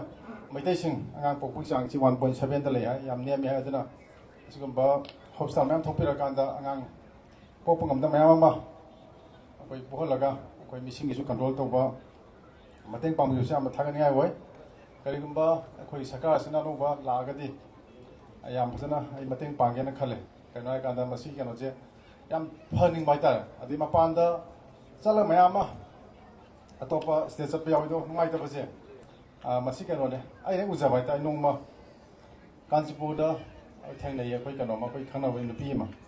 ꯃꯥꯁꯦ ꯃꯇꯩ ꯃꯅꯥꯎ ꯃꯁꯣꯛ ꯎꯕꯅꯦ ꯑꯗꯣ ꯃꯆꯥꯗ ꯃꯣꯏ ꯄꯣꯛꯏꯅ ꯍꯥꯏ ꯃꯁꯨꯛ ꯑꯃ ꯄꯨꯔꯛꯄ ꯍꯥꯏꯇꯥꯔꯦ ꯌꯥꯝ ꯅꯨꯡꯉꯥꯏꯇꯕ ꯍꯥꯏꯇꯥꯔꯦ ꯑꯗꯨ ꯃꯄꯥꯟꯗ ꯂꯥꯏꯌꯦꯡꯕꯗꯨꯅ ꯄꯩꯁꯥꯒꯤ ꯅꯠꯇꯕꯤꯗ ꯑꯩꯈꯣꯏ ꯏꯁꯥꯒꯤ ꯃꯅꯤꯄꯨꯔꯁꯤꯗꯀꯣ ꯑꯩꯈꯣꯏ ꯃꯁꯦꯟ ꯗꯣꯅꯔ ꯑꯣꯏꯔꯒꯁꯨ ꯑꯩꯈꯣꯏ ꯃꯁꯦꯟ ꯃꯩꯇꯩꯃꯛꯇꯤ ꯗꯣꯅꯔ ꯑꯣꯏꯔꯀꯥꯟꯗ ꯄꯣꯠꯅꯤꯡ ꯑꯄꯥꯝꯕꯗ ꯂꯩ ꯃꯔꯨꯑꯣꯏꯅ ꯀꯩꯅꯣ ꯑꯩꯈꯣꯏ ꯃꯩꯇꯩꯁꯤꯡꯁꯦ ꯑꯩꯈꯣꯏ ꯌꯦꯛ ꯁꯂꯥꯏ ꯇꯔꯦꯠꯀ ꯂꯩꯕ ꯌꯥꯝꯅ ꯑꯩꯈꯣꯏꯒꯤ ꯕ꯭ꯂꯗꯁꯦ ꯑꯍꯜ ꯂꯃꯟꯁꯤꯡ ꯁꯥꯏꯠꯇꯒꯤ ꯉꯜꯂꯤ ꯃꯇꯝꯗꯒꯤ ꯑꯩꯈꯣꯏꯁꯦ ꯉꯥꯒ ꯂꯥꯛꯄ ꯍꯥꯏꯇꯥꯔꯦ ꯑꯃꯒ ꯕ꯭ꯂꯗꯁꯤꯒ ꯃꯤꯛꯁ ꯇꯧꯗꯕꯤꯗ ꯑꯗꯨꯅ ꯁꯤꯒꯨꯝꯕ ꯃꯅꯤꯄꯨꯔꯗ ꯁꯤꯒꯨꯝꯕ ꯍꯣꯁꯄꯤꯇꯥꯜ ꯑꯃ ꯂꯥꯛꯄꯁꯦ ꯌꯥꯝꯅ ꯑꯩꯈꯣই ꯃꯌꯥꯝ ꯄꯨꯝꯅꯃꯛꯅ ꯈꯨꯖꯥꯎꯐꯝ ꯊꯣꯛꯏ ꯑꯗꯨꯒ ꯃꯇꯦꯡ ꯄꯥꯡꯐꯝ ꯊꯣꯛꯏ ꯍꯥꯏꯕ ꯄꯣꯠꯁꯤꯃ ꯑꯩ ꯊꯝꯖꯒꯦ ꯑꯗꯨ ꯍꯣꯁꯄꯤꯇꯥꯜ ꯁꯥꯏꯠꯇꯒꯤꯁꯨ ꯂꯩꯇ ꯂꯥꯏꯔ ꯂꯥꯛꯄ ꯃꯇꯝꯗ ꯈꯔ ꯑꯗꯨꯝ ꯌꯦꯡꯊꯣꯛ ꯌꯦꯡꯁꯤꯟ ꯇꯧꯕ ꯄꯣꯠꯁꯤꯃꯁꯨ ꯑꯩ ꯇꯧꯕꯤꯌꯨ ꯍꯥꯏꯕꯁꯨ ꯍꯥꯏꯖꯒꯦ ꯀꯩꯅꯣ ꯑꯩꯈꯣꯏ ꯃꯩꯇꯩꯁꯤ ꯃꯤꯁꯤꯡ ꯑꯁꯨꯛꯀꯤ ꯃꯇꯤꯛ ꯅꯦꯝꯃꯦ ꯈꯨꯗꯝ ꯑꯣꯏꯅ ꯑꯩꯈꯣꯏ ꯁꯤ ꯏꯟꯗꯤꯌꯥꯒꯤ ꯑꯣꯏꯅ ꯑꯩꯈꯣꯏꯒꯤ ꯁ꯭ꯄꯣꯔꯠꯁ ꯍꯥꯎꯁꯤꯡ ꯍꯥꯏꯔꯤꯁꯦ ꯑꯩꯈꯣꯏ ꯃꯤꯁꯦ ꯂꯩꯇ꯭ꯔꯒꯗꯤ ꯀꯩꯁꯨ ꯑꯣꯏꯕ ꯉꯝꯃꯣꯏꯕ ꯑꯗꯨ ꯃꯤꯁꯦ ꯌꯥꯝ ꯃꯔꯨ ꯑꯣꯏꯌꯦ ꯑꯗꯨ ꯃꯥꯂꯦꯝ ꯉꯁꯥꯏ ꯄꯟꯖꯈꯤꯕꯗ ꯑꯆꯧ ꯑꯆꯧꯕ ꯄꯩꯁꯥ ꯄꯥꯏꯕ ꯀꯟꯇ꯭ꯔꯤ ꯃꯌꯥꯝ ꯑꯃ ꯃꯤ ꯋꯥꯠꯇꯅ ꯑꯗꯨꯝ ꯃꯌꯥꯝꯅ ꯑꯩꯈꯣꯏ ꯊꯦꯡꯅꯔꯦ ꯁꯣꯁꯤꯌꯦꯜ ꯃꯦꯗꯤꯌꯥꯗ ꯀꯩꯗ ꯑꯗꯨꯅ ꯁꯤꯒꯨꯝꯕ ꯍꯣꯁꯄꯤꯇꯥꯜꯒꯤ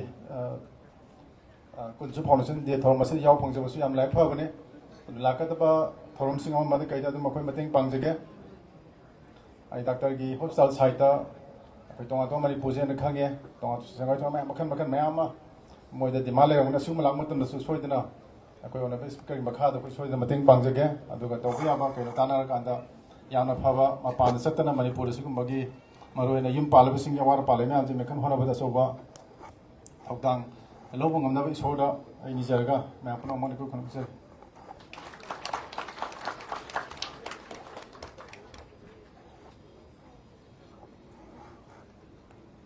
ꯊꯥꯒꯠꯆꯔꯤ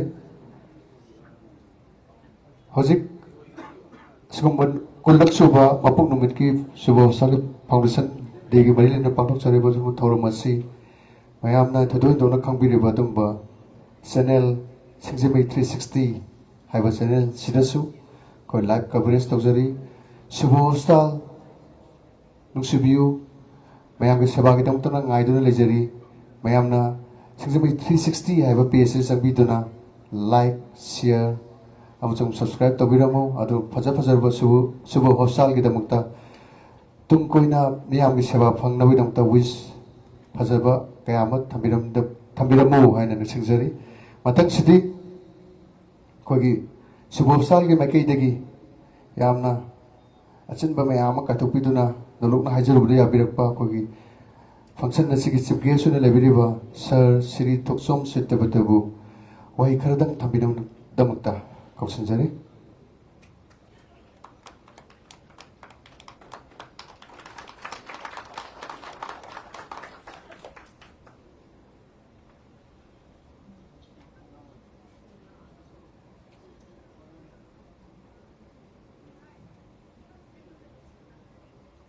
ꯑꯍꯥꯟꯕꯃꯛꯇꯗ ꯑꯩ ꯄꯨꯝꯅꯃꯛꯄꯨ ꯏꯀꯣꯛꯅꯅ ꯈꯨꯔꯨꯝꯖꯔꯤ ꯉꯁꯤꯒꯤ ꯑꯁꯤꯒꯨꯝꯕ ꯌꯥꯝꯅ ꯆꯤꯡꯂꯦꯝꯂꯕ ꯊꯧꯔꯝ ꯍꯥꯏꯕꯗꯤ 10ꯁꯨꯕ ꯐꯥꯎꯟꯗꯦꯁꯟ ꯗꯦ ꯁꯨꯕ ꯍꯣꯁꯄꯤꯇꯥꯜꯒꯤ ꯊꯧꯔꯝꯁꯤꯗ ꯉꯁꯤꯒꯤ ꯗꯥꯏꯁꯇ ꯂꯦꯡꯁꯤꯟꯕꯤꯔꯤꯕ ꯊꯧꯔꯝ ꯑꯁꯤꯕꯨ ꯄ꯭ꯔꯤꯁꯥꯏꯗ ꯇꯧꯕꯤꯔꯤꯕꯤ ಶ್ರೀಮತಿ ಡಾಕ್ಟರ್ ಇರೋಮ್ ನಳಿನಿ ದೇವಿ ꯑꯩ ꯑꯍꯥꯟꯕꯃꯛꯇꯗ ꯏꯀꯥꯏ ꯈꯨꯝꯅꯕ ꯎꯠꯆꯔꯤ ꯑꯃꯁꯨꯡ ꯅꯣꯛꯆꯔꯤ ꯑꯗꯨꯒ ꯉꯁꯤꯒꯤ ꯊꯧꯔꯝ ꯑꯁꯤꯗ ꯁꯔꯨꯛ ꯌꯥꯕ ꯂꯦꯡꯕꯤꯔꯛꯏꯕ ꯑꯩꯒꯤ ꯏꯅꯥꯎ ꯂꯧꯔꯦꯝꯕꯝ ꯔꯥꯃꯦꯁ꯭ꯋꯔ ꯃꯩꯇꯩ ꯑꯩ ꯏꯀꯥꯏ ꯈꯨꯝꯅꯖꯔꯤ ꯑꯗꯨꯒ ꯁꯦꯈ ꯅꯨꯔ ꯍꯁꯟ ꯑꯣꯅꯔꯦꯕꯜ MLA ꯈꯦꯇ꯭ꯔꯤꯒꯥꯎ AC ꯑꯩ ꯏꯀꯥꯏ ꯈꯨꯝꯅꯕ ꯎꯠꯆꯔꯤ ꯑꯗꯨꯒ ꯂꯣꯏꯅꯅ ꯑꯣꯀ꯭ꯔꯝ ꯍꯦꯅꯔꯤ ꯁꯤꯡ ꯍꯦꯅꯔꯤ ꯑꯦꯛꯁ ꯃꯤꯅꯤꯁꯇꯔ ꯑꯩ ꯏꯀꯥꯏ ꯈꯨꯝꯅꯕ ꯎꯠꯆꯔꯤ ꯅꯣꯛꯆꯔꯤ ꯇꯁꯦꯡꯕꯗꯤ ꯌꯥꯝꯅ ꯍꯥꯏꯅꯤꯡꯉꯥꯏꯗꯤ ꯂꯩꯖꯗꯦ ꯑꯗꯨꯕꯨ ꯇꯉꯥꯏꯐꯗꯅ ꯍꯥꯏꯕ ꯇꯥꯔꯒꯗꯤ ꯉꯁꯤ ꯄꯥꯡꯊꯣꯛꯂꯤꯕ 10ꯁꯨꯕ ꯐꯥꯎꯟꯗꯦꯁꯟ ꯗꯦ ꯑꯁꯤ ꯌꯥꯝꯅ ꯃꯄꯨꯡ ꯐꯥꯅ ꯄꯥꯡꯊꯣꯛꯄ ꯊꯧꯔꯝ ꯑꯃ ꯑꯣꯏꯔꯁꯅꯨ ꯍꯥꯏꯕꯁꯤꯃ ꯑꯍꯥꯟꯕꯃꯛꯇꯗ ꯏꯁꯣꯔꯒꯤ ꯋꯥꯐꯝꯗ ꯅꯤꯖꯒꯦ ꯃꯔꯝꯗꯤ ꯆꯍꯤ 10 ꯆꯨꯞꯅ ꯁꯔꯚꯤꯁ ꯇꯧꯔꯛꯑꯕ ꯑꯗꯨꯁꯨ ꯂꯝꯁꯤꯗ ꯑꯗꯨ ꯑꯣꯏꯔꯒꯗꯤ ꯃꯣꯏꯁꯤ ꯌꯥꯝꯅ ꯑꯦꯗꯚꯥꯟꯁ ꯑꯣꯏꯔꯦ ꯍꯥꯏꯕꯗꯨꯃꯗꯤ ꯏꯇꯥꯊ ꯇꯥꯏ ꯑꯗꯨꯅ ꯑꯁꯤꯒꯨꯝꯕ ꯃꯌꯥꯝꯒꯤ ꯌꯥꯝꯅ ꯇꯉꯥꯏꯐꯗꯕ ꯃꯇꯝꯗ ꯑꯁꯤꯒꯨꯝꯕ ꯁꯔꯚꯤꯁ ꯄꯤꯕꯤꯕ ꯉꯝꯂꯤꯕ ꯁꯨꯕ ꯍꯣꯁꯄꯤꯇꯥꯜꯕꯨ ꯑꯩꯈꯣꯏꯅ ꯄꯨꯛꯅꯤꯡ ꯊꯧꯒꯠꯄꯤꯕꯝ ꯊꯣꯛꯏ ꯍꯦꯟꯅ ꯆꯥꯎꯈꯠꯍꯟꯅꯕ ꯑꯥꯏꯗꯤꯌꯥ ꯑꯩꯈꯣꯏꯅ ꯈꯪꯖꯕ ꯑꯩꯈꯣꯏꯅ ꯇꯥꯟꯅꯖꯕ ꯌꯥꯕ ꯃꯌꯥꯝ ꯑꯃ ꯇꯥꯟꯅꯔꯀꯥꯟꯗ ꯍꯦꯟꯅ ꯐꯒꯠꯄ ꯍꯣꯁꯄꯤꯇꯥꯜ ꯑꯃ ꯑꯣꯏꯕ ꯑꯣꯏꯔꯁꯅꯨ ꯍꯥꯏꯕꯁꯤꯃ ꯑꯩ ꯊꯝꯖꯅꯤꯡꯉꯤ ꯑꯗꯨꯒ ꯌꯥꯝ ꯅꯨꯡꯉꯥꯏꯖꯗꯕꯁꯦ ꯑꯩ ꯏꯟꯗꯤꯕꯣꯔꯅꯁꯨ ꯌꯥꯝ ꯁꯥꯎꯔꯝꯒꯅꯤ ꯃꯁꯤꯒꯤ invitation ꯀꯥꯔꯗꯁꯦ ꯑꯩꯁꯦ ꯑꯅꯤꯔꯛ ꯑꯍꯨꯝꯂꯛ ꯀꯨꯝꯕꯁꯦ ꯁꯣꯏꯗꯅ ꯂꯥꯛꯄ ꯉꯝꯈꯤꯗ꯭ꯔꯕ ꯇꯉꯥꯏꯐꯗꯕ ꯂꯩꯕꯥꯛꯀꯤ ꯑꯔꯨꯕ ꯄ꯭ꯔꯣꯕ꯭ꯂꯦꯝꯁꯤꯡ ꯇꯧꯗ ꯌꯥꯗꯕ ꯊꯕꯛꯁꯤꯡ ꯀꯌꯥ ꯑꯃꯅ ꯃꯔꯝ ꯑꯣꯏꯔꯀꯥꯟꯗ ꯐꯪꯁꯟꯁꯤ ꯃꯄꯨꯡ ꯐꯥꯅ ꯌꯥꯎꯕ ꯉꯝꯈꯤꯗ꯭ꯔꯦ ꯂꯥꯛꯄꯁꯨ ꯉꯝꯈꯤꯗ꯭ꯔꯦ ꯑꯗꯨꯕꯨ ꯉꯁꯤꯁꯤ ꯅꯨꯃꯤꯠ ꯈꯔꯅꯤ ꯃꯃꯥꯡꯗꯒꯤ ꯑꯩ ꯏꯅꯥꯎ ꯍꯦꯅꯔꯤ ꯑꯃꯁꯨꯡ ꯑꯩꯈꯣꯏ ꯏꯟꯗꯤꯕꯣꯔꯒ ꯐꯥꯎꯅꯔꯀꯥꯟꯗ ꯁꯣꯏꯕ ꯌꯥꯔꯣꯏ ꯍꯥꯏꯕꯗꯒꯤ ꯑꯩꯁꯦ ꯁꯣꯏꯕꯗꯤ ꯃꯁꯤꯗꯤ ꯐꯗꯧ ꯃꯥꯟꯗ꯭ꯔꯦꯅ ꯈꯟꯖꯔꯀꯥꯟꯗ ꯉꯟꯅ ꯂꯥꯛꯆꯅꯤꯡꯕꯅꯤ ꯑꯗꯨꯁꯨ ꯑꯃꯨꯛ ꯑꯩꯈꯣই ꯑꯣꯅꯔꯦꯕꯜ ꯃꯦꯝꯕꯔ ꯔꯣꯕꯤꯟꯗ꯭ꯔꯣꯒꯤꯗ ꯑꯃꯨꯛ ꯐꯨꯠꯕꯣꯜ ꯇꯣꯔꯅꯥꯃꯦꯟ ꯑꯃꯨꯛ ꯇꯧꯁꯟꯕ ꯑꯗ ꯌꯧꯔꯛꯅꯕ ꯍꯣꯠꯅꯕꯁꯤꯗ ꯑꯗꯨꯛꯀꯤ ꯃꯇꯤꯛ ꯌꯥꯝ ꯋꯥꯈ꯭ꯔꯕ ꯑꯗꯨꯅ ꯁꯤꯒꯨꯝꯕ ꯄ꯭ꯔꯣꯕ꯭ꯂꯦꯝ ꯃꯌꯥꯝꯁꯤꯅ ꯑꯗꯣꯝ ꯄꯨꯝꯅꯃꯛꯄꯨ ꯉꯥꯏꯍꯟꯗꯅ ꯃꯇꯝ ꯃꯥꯡꯍꯟꯗꯅ ꯋꯥꯕ ꯄꯤꯈꯤꯕꯗꯨꯃꯛꯇ ꯑꯩꯕꯨ ꯃꯌꯥꯝꯅ ꯉꯥꯛꯄꯤꯒꯅꯤ ꯍꯥꯏꯅ ꯑꯩ ꯊꯝꯖꯔꯤ ꯑꯗꯨꯒ ꯉꯁꯥꯏ ꯑꯩꯈꯣꯏ ꯏꯟꯗꯤꯕꯔꯅ ꯍꯥꯏꯔꯝꯕꯗ ꯀꯣꯚꯤꯗꯅ ꯃꯔꯝ ꯑꯣꯏꯔꯀꯥꯟꯗ ꯄꯥꯎꯡꯁꯤ ꯂꯩꯒꯗꯕꯅꯤ ꯍꯥꯏꯕ ꯑꯃ ꯇꯥꯖꯩ ꯑꯗꯨ ꯃꯗꯨꯒꯤ ꯃꯇꯝꯗꯣ ꯑꯩꯈꯣꯏꯒꯤ ꯍꯦꯅꯔꯤꯁꯨ ꯑꯩꯁꯨ ꯃꯤꯅꯤꯁꯇꯔ ꯑꯣꯏ ꯃꯥꯁꯨ ꯀꯣꯚꯤꯗ ꯅꯥꯔꯨꯕꯅꯤ ꯑꯩꯗꯤ ꯑꯍꯨꯝꯂꯛꯄꯨ ꯅꯥꯔꯨꯏ ꯑꯗꯨꯒꯤ ꯐꯤꯕꯝꯅꯤ ꯉꯁꯤ ꯑꯩꯉꯣꯟꯗ ꯆꯠꯄꯗꯒ ꯈꯤꯇꯪ ꯅꯨꯡꯉꯥꯏꯇꯕ ꯈꯣꯠꯇꯕ ꯁꯨꯝ ꯎꯔꯤꯁꯦ ꯍꯛꯆꯥꯡꯗꯕꯨꯗꯤ ꯈꯪꯗꯕ ꯃꯤꯅ ꯌꯦꯡꯕꯗ ꯅꯨꯡꯉꯥꯏꯇꯕ ꯑꯣꯏꯅ ꯎꯕ ꯑꯗꯨꯅ ꯑꯗꯨꯒꯨꯝꯕ ꯇꯝꯊꯤꯔꯕ ꯂꯥꯏꯅꯥ ꯑꯗꯨꯅ ꯄꯨꯟꯁꯤꯒꯤ ꯅꯨꯡꯁꯤꯖꯔꯕ ꯃꯔꯨꯞ ꯃꯄꯥꯡ ꯑꯩꯒꯤ ꯁꯥꯒꯩ ꯅꯥꯇꯩ ꯀꯌꯥ ꯑꯃ ꯃꯥꯡꯍꯟꯈꯤꯕ ꯄꯨꯝꯅꯃꯛꯇꯨ ꯈꯜꯂꯨꯔꯀꯥꯟꯗ ꯍꯧꯖꯤꯛꯇ ꯅꯤꯡꯁꯤꯡꯀꯥꯟꯗ ꯇꯨ ꯆꯨꯡꯕ ꯄꯣꯛꯑꯦ ꯑꯗꯨꯅ ꯑꯗꯨꯒꯨꯝꯂꯕ ꯐꯠꯇꯕ ꯂꯥꯏꯅꯥꯗꯨꯕꯨ ꯊꯦꯡꯅꯅꯕ ꯍꯣꯠꯅꯕꯗ ꯃꯅꯤꯄꯨꯔ ꯃꯤꯌꯥꯝꯅ ꯂꯧꯈꯤꯕ ꯗꯥꯏꯇꯗꯨ ꯑꯩꯈꯣই ꯀꯥꯎꯐꯝ ꯊꯣꯛꯇꯦ ꯃꯔꯝꯗꯤ ꯃꯌꯥꯝ ꯄꯨꯟꯅ ꯋꯥꯈꯜꯂꯣꯟ ꯃꯥꯟꯅꯔꯀꯥꯟꯗ ꯀꯟꯅ ꯍꯣꯠꯅꯃꯤꯟꯅꯕꯗꯒꯤ ꯃꯗꯨ ꯑꯋꯥꯕꯗꯨ ꯀꯣꯛꯈꯤꯕ꯭ꯔꯥꯅ ꯑꯩ ꯈꯟꯖꯩ ꯑꯗꯨꯒ ꯍꯧꯖꯤꯛꯀꯤ IVFꯀꯤ ꯑꯗꯨꯒꯤ ꯑꯗꯥꯒꯤꯅ ꯍꯥꯏꯕꯗꯨꯃ ꯑꯩ ꯌꯥꯝ ꯀꯟꯅ ꯈꯪꯖꯕ ꯅꯠꯇꯕꯅꯤꯅ ꯑꯗꯣꯝꯗꯗꯤ ꯑꯩ ꯆꯪꯁꯤꯟꯖꯕ ꯉꯝꯗ꯭ꯔꯦ ꯑꯗꯨꯕꯨ ꯃꯃꯥꯡꯗ ꯃꯗꯨꯒꯨꯝꯕ ꯐꯪꯁꯟ ꯑꯃꯗ ꯑꯩꯈꯣꯏꯒꯤ ꯗꯣꯛꯇꯔ ꯖꯦꯝꯁꯀꯤꯗꯁꯨ ꯌꯥꯎꯈꯤꯕ꯭ꯔꯥꯅ ꯑꯩ ꯈꯟꯖꯩ ꯑꯩꯈꯣꯏ ꯑꯣꯅꯔꯦꯕꯜ ꯃꯤꯅꯤꯁꯇꯔ ꯑꯣꯏꯕꯤꯔꯝꯕ ꯔꯟꯖꯟꯒ ꯑꯩꯒ ꯇꯧꯔꯀꯥꯟꯗ ꯌꯥꯎꯃꯤꯟꯅꯔꯝꯃꯤ ꯌꯥꯝ ꯅꯨꯡꯉꯥꯏ ꯃꯅꯤꯄꯨꯔꯗ ꯁꯨꯃꯥꯏꯅ ꯃꯈꯜ ꯃꯈꯥ ꯀꯌꯥꯒꯤ ꯑꯅꯧ ꯑꯅꯧꯕ ꯇꯦꯛꯅꯣꯂꯣꯖꯤ ꯑꯅꯧꯕ ꯋꯥꯈꯜꯂꯣꯟ ꯑꯅꯧꯕ ꯑꯥꯏꯗꯤꯌꯥ ꯃꯌꯥꯝ ꯑꯃ ꯄꯨꯊꯣꯛꯄꯤꯔꯛꯇꯅ ꯃꯅꯤꯄꯨꯔꯁꯤ ꯆꯥꯎꯈꯠꯄꯒꯤ ꯃꯥꯏꯌꯣꯟꯗ ꯏꯟꯕꯁꯤꯃ ꯑꯩꯈꯣꯏ ꯌꯥꯝ ꯊꯥꯒꯠꯆꯩ ꯑꯗꯨꯁꯨ ꯀꯔꯝꯕ ꯅꯍꯥ ꯉꯥꯛꯇ ꯑꯣꯏꯕ ꯅꯍꯥꯁꯤꯡꯅ ꯐꯔꯛꯑꯀꯥꯟꯗ ꯉꯁꯥꯏ ꯌꯨꯠꯀꯤ ꯃꯇꯥꯡꯗ ꯑꯃ ꯍꯥꯏꯕꯤꯔꯝꯕꯗꯣ ꯅꯍꯥꯁꯤꯡꯁꯤꯅ ꯐꯒꯠꯂꯛꯑꯀꯥꯟꯗ ꯅꯍꯥꯁꯤꯡꯁꯤꯅ ꯊꯋꯥꯏ ꯌꯥꯎꯔꯀꯥꯟꯗ ꯂꯩꯕꯥꯛꯁꯤꯗꯩꯁꯤꯗ ꯑꯑꯣꯟꯕ ꯄꯨꯔꯛꯀꯗꯧꯔꯤꯕꯅꯤ ꯀꯔꯤꯝꯇ ꯁꯤꯗꯩꯁꯤꯗ ꯑꯩꯈꯣꯏ ꯄꯥꯈꯠꯅꯤꯡꯉꯥꯏ ꯂꯩꯇꯦ ꯑꯗꯨꯒꯨꯝꯅ ꯆꯞ ꯃꯥꯟꯅꯕ ꯃꯥꯏꯌꯣꯟ ꯑꯃꯗ ꯉꯁꯤꯗꯤ ꯑꯩꯈꯣꯏ ꯁꯔꯀꯥꯔꯗꯁꯨ ꯑꯅꯧꯕ ꯅꯍꯥ ꯉꯥꯛꯇꯒꯤ ꯑꯣꯏꯕ ꯅꯍꯥꯔꯣꯟꯁꯤꯡꯅ ꯂꯨꯆꯤꯡꯕ ꯑꯗꯨꯝꯕ ꯁꯔꯀꯥꯔ ꯑꯃ ꯁꯦꯝꯅꯤꯡꯉꯤ ꯃꯗꯨ ꯁꯦꯝꯕ ꯃꯇꯝꯗ ꯑꯩꯈꯣꯏ ꯃꯌꯥꯝꯕꯨꯁꯨ ꯇꯥꯟꯅꯖꯔꯛꯈꯤꯒꯅꯤ ꯑꯗꯨ ꯁꯤꯅ ꯑꯃ ꯑꯣꯏꯔꯀꯥꯟꯗ ꯑꯩ ꯃꯇꯝ ꯁꯥꯡꯅꯁꯨ ꯂꯧꯖꯔꯔꯣꯏꯒꯦ ꯃꯔꯝꯗꯤ ꯊꯦꯡꯉꯩꯁꯨ ꯂꯥꯛꯑꯒ ꯑꯃꯨꯛꯁꯨ ꯄꯉꯥꯡꯗ ꯉꯥꯡ ꯂꯩꯌꯦꯅ ꯑꯃꯨꯛ ꯃꯌꯥꯝ ꯉꯥꯡꯅꯕꯁꯤꯁꯨ ꯅꯨꯡꯉꯥꯏꯇꯦ ꯑꯗꯨꯒ ꯁꯨꯝ ꯉꯥꯡꯈꯤꯕ ꯑꯩꯈꯣꯏꯒꯤꯗꯤ ꯄꯪꯅꯨꯡꯗ ꯅꯨꯡꯉꯥꯏꯕ ꯇꯥꯔꯤꯕ ꯀꯥꯡꯕꯨꯗꯨꯗ ꯋꯥꯕꯁꯤ ꯌꯥꯝ ꯌꯥꯎꯋꯦꯕ ꯑꯗꯨꯅ ꯑꯩ ꯇꯦꯟꯁꯤꯟꯖꯔꯀꯥꯟꯗ ꯉꯁꯤꯒꯤ ꯑꯁꯤꯒꯨꯝꯕ ꯄꯥꯡꯊꯣꯛꯂꯤꯕ ꯀꯨꯟꯁꯨꯕ ꯐꯥꯎꯟꯗꯦꯁꯟ ꯗꯦ ꯊꯧꯔꯝ ꯑꯁꯤ ꯌꯥꯝꯅ ꯃꯥꯏ ꯄꯥꯛꯄ ꯑꯐꯕ ꯃꯤꯌꯥꯝꯒꯤ ꯁꯦꯕꯥ ꯇꯧꯕ ꯉꯝꯕ ꯑꯗꯨꯒ ꯃꯅꯤꯄꯨꯔ ꯃꯤꯌꯥꯝꯒꯤ ꯑꯋꯥꯕ ꯒꯨꯋꯥꯍꯥꯇꯤꯗ ꯗꯦꯜꯂꯤꯗ ꯆꯦꯟꯅꯗꯅ ꯇꯧꯔꯤꯁꯤ ꯀꯣꯛꯍꯜꯂꯒ ꯃꯅꯤꯄꯨꯔꯗ ꯃꯗꯨꯒꯤ ꯈꯨꯗꯣꯡꯆꯥꯕ ꯄꯤꯕ ꯉꯝꯕ ꯑꯗꯨꯒꯨꯝꯕ ꯍꯣꯁꯄꯤꯇꯥꯜ ꯑꯃ ꯑꯣꯏꯔꯁꯅꯨ ꯑꯗꯨꯒ ꯃꯤꯌꯥꯝꯒꯤ ꯁꯦꯕꯥ ꯂꯦꯞꯄ ꯂꯩꯇꯅ ꯂꯤꯁꯥꯡ ꯁꯤꯟꯅ ꯇꯧꯕ ꯉꯝꯕꯤꯔꯛꯄ ꯑꯣꯏꯔꯁꯅꯨ ꯍꯥꯏꯕ ꯋꯥꯐꯝꯗꯨꯃ ꯊꯝꯖꯔꯒ ꯑꯩ ꯄꯨꯝꯅꯃꯛꯄꯨ ꯑꯃꯨꯛꯀ ꯍꯟꯅ ꯏꯀꯣꯡ ꯈꯨꯔꯨꯝꯖꯔꯤ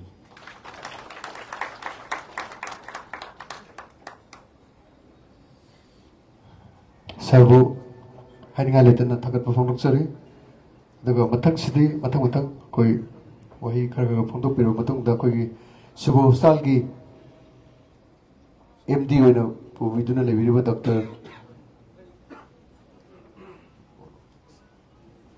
ꯏꯔꯣꯝ ꯅꯂꯤꯅꯤꯕꯨ ꯋꯥꯍꯩ ꯈꯔꯗꯪ ꯊꯝꯕꯤꯅꯕ ꯗꯣꯛꯇꯔ ꯁ꯭ꯇꯦꯖ ꯗꯥꯏꯁꯤꯗ ꯂꯦꯞꯈꯠꯄꯤꯔꯒ ꯋꯥꯍꯩ ꯈꯔ ꯅꯤꯡꯁꯤꯡꯕꯤꯅꯕ ꯀꯧꯈꯠꯆꯔꯤ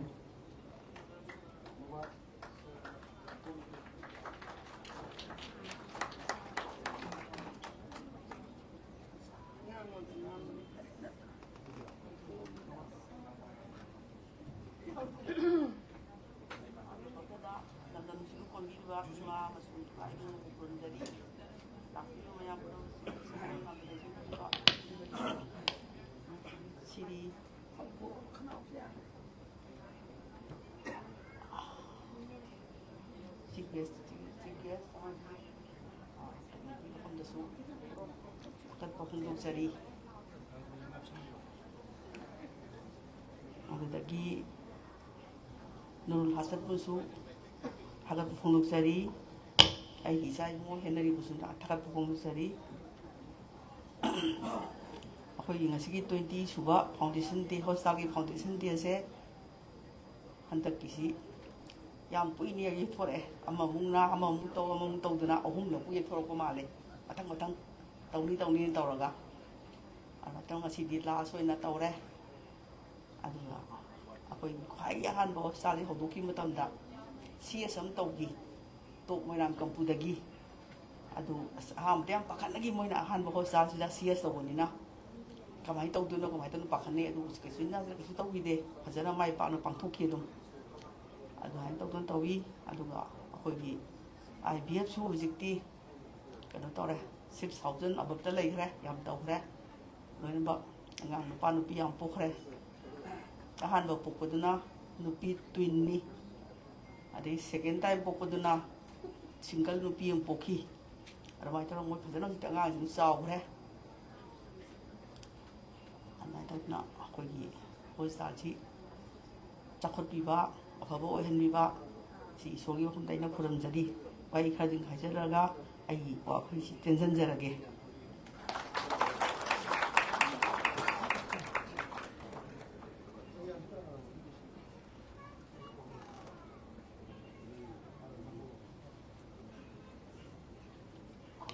ꯊꯥꯒꯠꯆꯔꯤ ꯑꯩꯈꯣꯏꯒꯤ ꯄ꯭ꯔꯣꯒ꯭ꯔꯥꯝ ꯃꯈꯥ ꯆꯠꯊꯔꯛꯄ ꯑꯣꯏꯅ ꯑꯩꯈꯣꯏ ꯁꯨꯕ ꯍꯣꯁꯄꯤꯇꯥꯜꯒꯤ ꯃꯥꯏꯀꯩꯗꯒꯤ ꯇꯣꯀꯟ ꯑꯣꯐ ꯑꯦꯄ꯭ꯔꯤꯁꯤꯌꯦꯁꯟ ꯑꯣꯏꯅ ꯄꯤꯖꯒꯗꯧꯕ ꯑꯗꯨꯝꯕ ꯁ꯭ꯇꯥꯐꯁꯤꯡ खितंग प्रोग्राम से थेंग होबने खितंग थुजनसी ने ताकपिरे अदुना यारगदि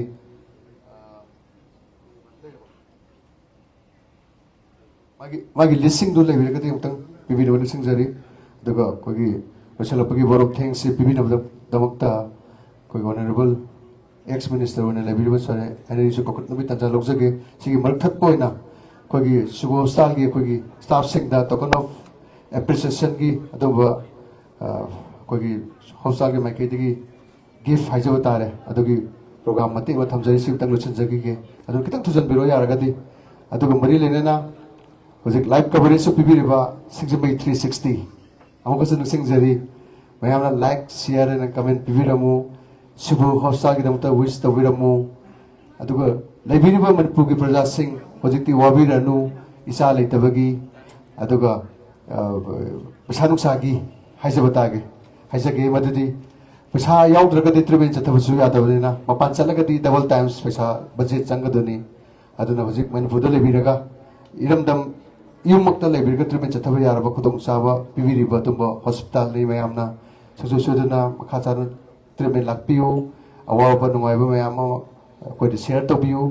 ꯑꯗꯨꯒ ꯁꯨꯕ ꯍꯣꯁꯄꯤꯇꯥꯜꯕꯨ ꯅꯨꯡꯁꯤꯕꯤꯌꯨ ꯍꯥꯏꯅ ꯅꯣꯂꯨꯛꯅ ꯃꯌꯥꯝꯗ ꯊꯝꯖꯔꯤ ꯃꯊꯪꯒꯤ ꯑꯗꯨꯝꯕ ꯄ꯭ꯔꯣꯒ꯭ꯔꯥꯝ ꯁꯤꯒꯤ ꯃꯔꯛ ꯑꯣꯏꯅ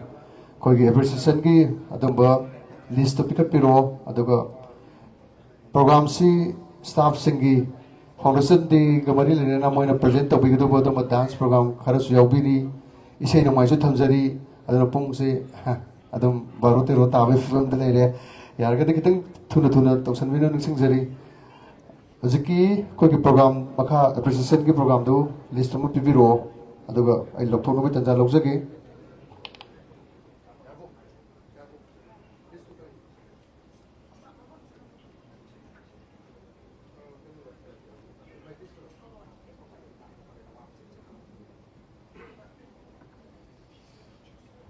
Okay.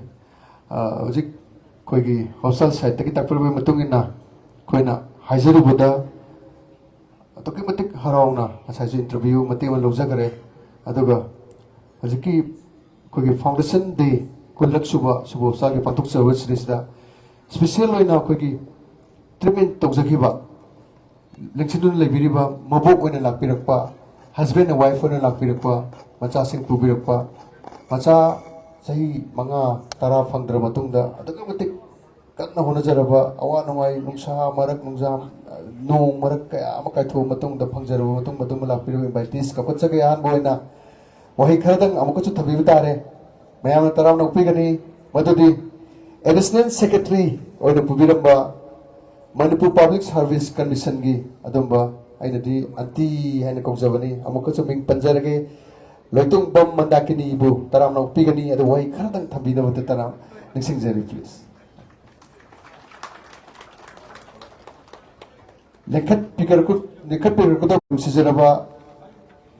agi nene mandakini se mabok na adumatik nungairagadi hojiki macha phangjariba mate manau husband wife tadi karamba film lebam mayam khanbiro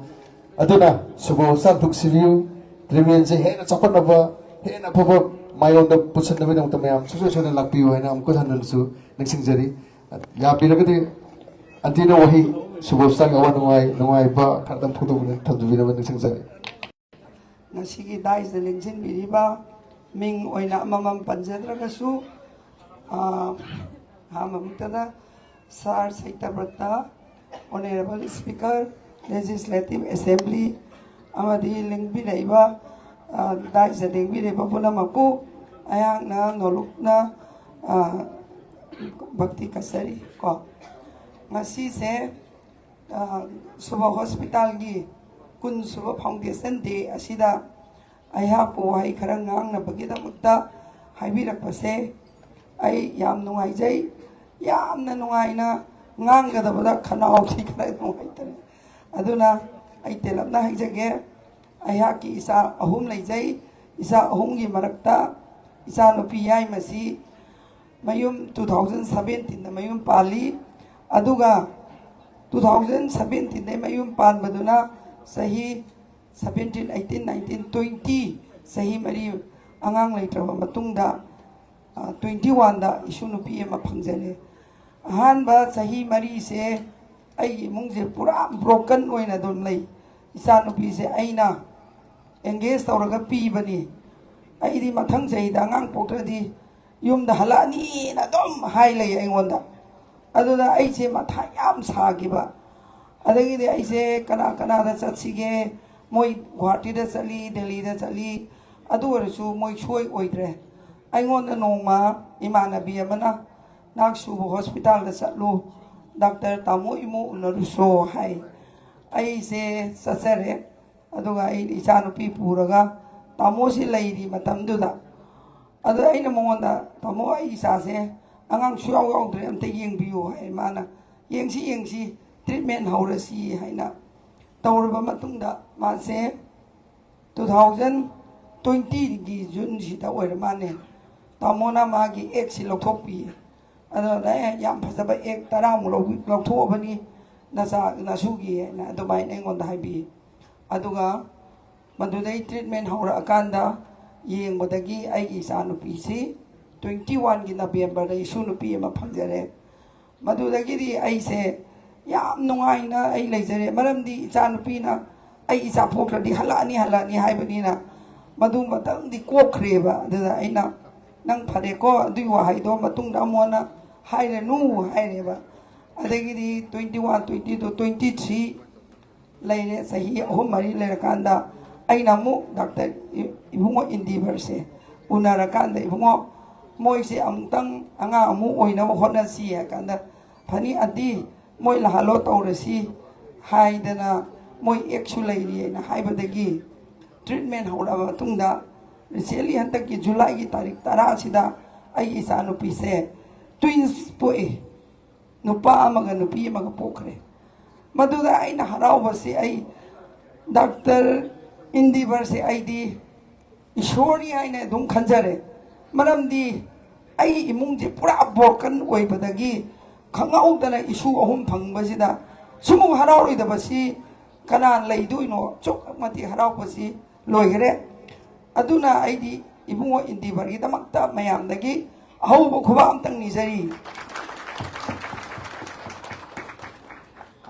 마학나 떠우루바 쿠딩막다 시리 바가바나 잔비다나 이붕어세 ꯆꯥꯎꯈꯠꯄ ꯑꯣꯏꯁꯅꯨ ꯍꯥꯏꯕꯁꯦ ꯍꯥꯏꯕ ꯅꯠꯇꯅ ꯑꯩ ꯀꯔꯤꯁꯨ ꯍꯥꯏꯖꯅꯤꯡꯉꯥꯏ ꯂꯩꯇꯦ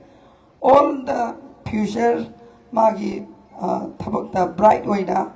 ꯅꯥꯗ ꯌꯦꯛꯇꯅ ꯂꯩꯕ ꯑꯣꯏꯕꯤꯌꯨ ꯃꯪꯒꯣꯜ ꯑꯣꯏꯕꯤꯌꯨ ꯍꯥꯏꯕꯁꯤ ꯍꯥꯏꯖꯔꯒ ꯑꯩ ꯁ꯭ꯋꯥꯏꯗ ꯂꯣꯏꯁꯤꯟꯖꯒꯦ ꯊꯦꯡꯛ ꯌꯨ ꯑꯣꯜ ꯊꯥꯒꯠꯆꯔꯤ ꯌꯥꯝꯅ ꯁꯦꯀꯦꯟꯗ ꯂꯩꯕꯤꯔꯣ ꯑꯗꯨꯒ ꯑꯩꯈꯣꯏꯒꯤ ꯗꯣꯛꯇꯔ ꯁꯔꯅ ꯂꯩꯉꯥꯟꯁꯤ ꯑꯝꯇꯪ ꯆꯝꯆꯕ ꯈꯨꯗꯣꯡ ꯇꯝꯖꯔꯤ ꯃꯌꯥꯝ ꯑꯃꯨꯛ ꯈꯨꯕꯥꯛ ꯈꯨꯕꯤꯒꯅꯤ ꯊꯦꯡꯛ ꯌꯨ ꯁꯣ ꯃꯆ ꯂꯦꯡꯁꯟꯕꯤꯌꯨ ꯍꯜꯂꯣ ꯃꯈꯥ ꯆꯠꯊꯔꯛꯄ ꯑꯣꯏꯅ ꯁꯤꯁꯨ ꯑꯩꯈꯣꯏꯅ ꯍꯥꯏꯖꯔꯨꯕꯗ ꯁ꯭ꯄꯦꯁꯤꯌꯦꯜ ꯏꯟꯚꯥꯏꯇꯤꯁ ꯑꯣꯏꯅ ꯂꯥꯛꯄꯤꯕꯅꯤ ꯃꯈꯣꯏꯁꯨ ꯑꯩꯈꯣꯏꯗꯧꯅ ꯂꯨꯍꯣꯡ ꯃꯇꯨꯡꯗ ꯄꯨꯟꯁꯤ ꯑꯃꯝꯕ ꯀꯌꯥ ꯑꯃ ꯊꯦꯡꯅꯔꯕ ꯃꯇꯨꯡ ꯑꯗꯒꯤ ꯃꯕꯣꯛ ꯑꯃ ꯑꯣꯏꯅ ꯍꯧꯖꯤꯛ ꯇꯝꯕꯤꯔꯝꯕ ꯑꯩꯈꯣꯏꯒꯤ ꯅꯨꯡꯁꯤꯔꯕ ꯅꯦꯅꯦꯅ ꯃꯆꯥꯅ ꯑꯗꯨꯛꯀꯤ ꯃꯇꯤꯛ ꯋꯥꯕ ꯑꯗꯒꯤ ꯃꯆꯥ ꯐꯪꯖꯔꯕ ꯃꯆꯨ ꯐꯪꯖꯔꯕ ꯃꯇꯨꯡꯗ ꯑꯗꯨꯛꯀꯤ ꯃꯇꯤꯛ ꯅꯨꯡꯉꯥꯏꯕ ꯁꯤꯒꯤ ꯃꯣꯃꯦꯟꯠꯁꯤ ꯈꯔꯇꯪ ꯑꯣꯏꯁꯨ ꯁꯤꯌꯔ ꯇꯧꯕꯤꯌꯨ ꯍꯥꯏꯗꯨꯅ ꯃꯊꯪꯗꯁꯨ ꯀꯧꯈꯠꯆꯒꯦ ꯁꯨꯃꯥꯏꯅ ꯏꯆꯪ ꯊꯣꯡꯅ ꯏꯆꯪ ꯊꯪꯅ ꯍꯥꯏꯗꯤ ꯑꯩꯈꯣꯏꯅ ꯇꯧꯖꯔꯨꯕ ꯍꯣꯁꯄꯤꯇꯥꯜꯒꯤ ꯃꯥꯏꯀꯩꯗꯒꯤ ꯑꯗꯨꯛꯀꯤ ꯃꯇꯤꯛ ꯍꯣꯠꯅꯖꯔꯒ ꯃꯇꯨꯡꯗ ꯐꯪꯕꯤꯔꯕ ꯑꯉꯥꯡ ꯎꯅꯖꯔꯕ ꯐꯪꯖꯔꯕ ꯃꯇꯨꯡꯗ ꯑꯩꯈꯣꯏꯒꯤ ꯃꯄꯥ ꯃꯃꯥ ꯑꯣꯏꯅ ꯂꯩꯕꯤꯔꯤꯕꯁꯤꯡꯅ ꯂꯥꯛꯄꯤꯔꯒ ꯁꯨꯃꯥꯏꯅ ꯃꯣꯃꯦꯟꯠ ꯁꯤꯌꯔ ꯇꯧꯕꯁꯤ ꯑꯗꯨꯛꯀꯤ ꯃꯇꯤꯛ ꯍꯔꯥꯎꯖꯩ ꯃꯤ ꯈꯔꯗꯤ ꯂꯩꯕꯤꯔꯤ ꯁꯔ ꯑꯩꯈꯣꯏ ꯃꯅꯤꯄꯨꯔꯗ ꯃꯤ ꯈꯔꯗꯤ ꯂꯩꯖꯔꯤ ꯃꯗꯨꯗꯤ ꯁꯨꯝꯕ IVF ꯇ꯭ꯔꯤꯠꯃꯦꯟꯁꯤ ꯋꯥꯈꯜꯁꯤ ꯌꯥꯝ ꯂꯥꯟꯅ ꯃꯣꯏꯅ ꯎꯕꯒꯨꯝ ꯇꯧꯕ ꯑꯗꯨꯒ ꯐꯤꯂꯝꯗ ꯀꯩꯗ ꯎꯕ ꯁ꯭ꯇꯥꯏꯜ ꯑꯗꯨꯒꯤ ꯋꯥꯈꯜꯂꯣꯟ ꯆꯤꯡꯁꯤꯜꯂꯒ ꯃꯣꯏꯅ ꯐꯠꯇꯕꯔꯣꯝꯗ ꯄꯨꯊꯣꯛꯄꯤꯕ ꯃꯤ ꯈꯔꯁꯨ ꯑꯗꯨꯝ ꯂꯩꯕꯤꯔꯤ ꯑꯗꯨ ꯍꯧꯖꯤꯛ ꯃꯇꯝꯗꯤ ꯑꯗꯨꯒꯤ ꯑꯑꯣꯟꯕꯗꯣ ꯂꯥꯛꯑꯦ ꯑꯗꯨꯅ ꯁꯤꯒꯤ ꯇ꯭ꯔꯤꯠꯃꯦꯟꯁꯤ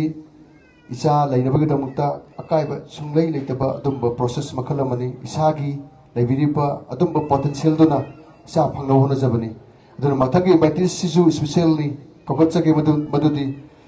ꯑꯩꯈꯣꯏꯒꯤ ꯊꯥꯡꯖꯝ ꯕꯤꯄꯤꯟ ꯌꯥꯔꯒꯗꯤ ꯇꯥꯃꯣ ꯍꯁꯕꯦꯟ ꯋꯥꯏꯐ ꯏꯆꯥꯒ ꯂꯣꯏꯅꯅ ꯀꯥꯈꯠꯄꯤꯔꯣ ꯃꯌꯥꯝ ꯇꯔꯥꯝꯅ ꯍꯧꯅ ꯈꯨꯕꯥꯛꯀ ꯂꯣꯏꯅꯅ ꯇꯔꯥꯝꯅ ꯑꯣꯛꯄꯤꯒꯅꯤ ꯑꯗꯨꯛꯀꯤ ꯃꯇꯤꯛ ꯆꯥꯎꯊꯣꯛꯆꯔꯕ ꯍꯁꯕꯦꯟ ꯑꯦꯟ ꯋꯥꯏꯐꯅꯤ ꯌꯨꯝꯕꯥꯜꯂꯕ ꯆꯍꯤ 5-10 ꯆꯪꯂꯕ ꯃꯇꯨꯡꯗ ꯁꯨꯕ ꯍꯣꯁꯄꯤꯇꯥꯜꯗ ꯂꯥꯛꯄꯤꯗꯨꯅ ꯏꯆꯥ ꯐꯪꯖꯕꯁꯦ ꯑꯗꯨꯛꯀꯤ ꯃꯇꯤꯛ ꯅꯨꯡꯉꯥꯏꯖꯩ ꯍꯥꯏꯗꯨꯅ ꯂꯥꯛꯄꯤꯗꯨꯅ ꯑꯩꯈꯣꯏ ꯐꯥꯎꯟꯗꯦꯁꯟ ꯗꯦ 10ꯂꯛ ꯁꯨꯕ ꯃꯄꯨꯡ ꯀꯨꯝꯑꯣꯟ ꯅꯨꯃꯤꯠꯁꯤꯗ ꯂꯥꯛꯄꯤꯗꯨꯅ ꯋꯥꯍꯩ ꯈꯔꯗꯪ ꯊꯝꯕꯤꯒꯅꯤ ꯀꯥꯈꯠꯄꯤꯔꯗꯣ ꯑꯩꯈꯣꯏ ꯕ꯭ꯔꯗꯔꯁꯤꯅ ꯍꯧꯖꯤꯛ ꯂꯥꯛꯄꯤꯔꯤꯕꯁꯤ ꯑꯩꯈꯣꯏ ꯄꯥꯋꯔ ꯗꯤꯄꯥꯔꯠꯃꯦꯟꯇ ꯁꯥꯔꯚꯤꯁꯅ ꯂꯩꯕꯤꯕꯅꯤ ꯑꯗꯨꯒ ꯏꯆꯥ ꯐꯪꯉ ꯃꯇꯨꯡꯗ ꯁꯤꯁꯇꯔꯅꯁꯨ ꯀꯔꯝꯕ ꯑꯋꯥ ꯅꯨꯡꯉꯥꯏ ꯂꯩꯕꯤꯒꯦ ꯍꯥꯏꯕꯗꯣ ꯈꯤꯇꯪ ꯃꯣꯃꯦꯟꯠ ꯈꯤꯇꯪ ꯁꯤꯌꯔ ꯇꯧꯕꯤꯅꯕ ꯅꯤꯡꯁꯤꯡꯖꯔꯤ ꯁꯤꯒ ꯃꯥꯡꯑꯣꯟꯅꯅ ꯁꯝꯖꯟꯕ ꯑꯣꯏꯅ ꯑꯩꯈꯣꯏꯒꯤ ꯁ꯭ꯇꯥꯐꯁꯤꯡꯗ ꯂꯦꯡꯌꯥꯟ ꯑꯃꯃꯝꯇꯪ ꯍꯥꯟꯅ ꯄꯤꯍꯧꯔꯁꯤ ꯄꯤꯍꯧꯔ ꯃꯇꯨꯡꯗ ꯑꯩꯈꯣꯏꯒꯤ ꯋꯥꯍꯩ ꯃꯦꯁꯦꯖꯅꯆꯤꯡꯕꯁꯤ ꯈꯤꯇꯪ ꯄꯤꯍꯟꯅꯤꯡꯕꯒꯤ ꯇꯥꯟꯖꯥ ꯂꯧꯖꯒꯦ 나고요 앞에.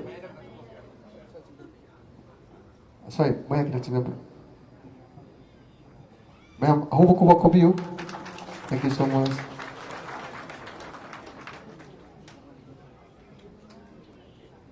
Wahi khardang thabinaba brother amajung sister da hajari isa phanga matungda phangdringagi mamangi wari da samlakpa atelapna kitang nangching thambiyo. ꯑꯩꯁꯦ ꯁꯦꯡꯅ ꯍꯥꯏꯕꯗ ꯈꯔ ꯊꯦꯡꯅꯁꯨ ꯌꯨꯝ ꯄꯥꯟꯕ ꯑꯗꯩ ꯊꯦꯡꯕꯗ ꯕꯦꯔꯥ ꯀꯥꯈꯤꯕꯗꯒꯤ ꯍꯥꯏꯇꯥꯔꯦ ꯑꯗꯩ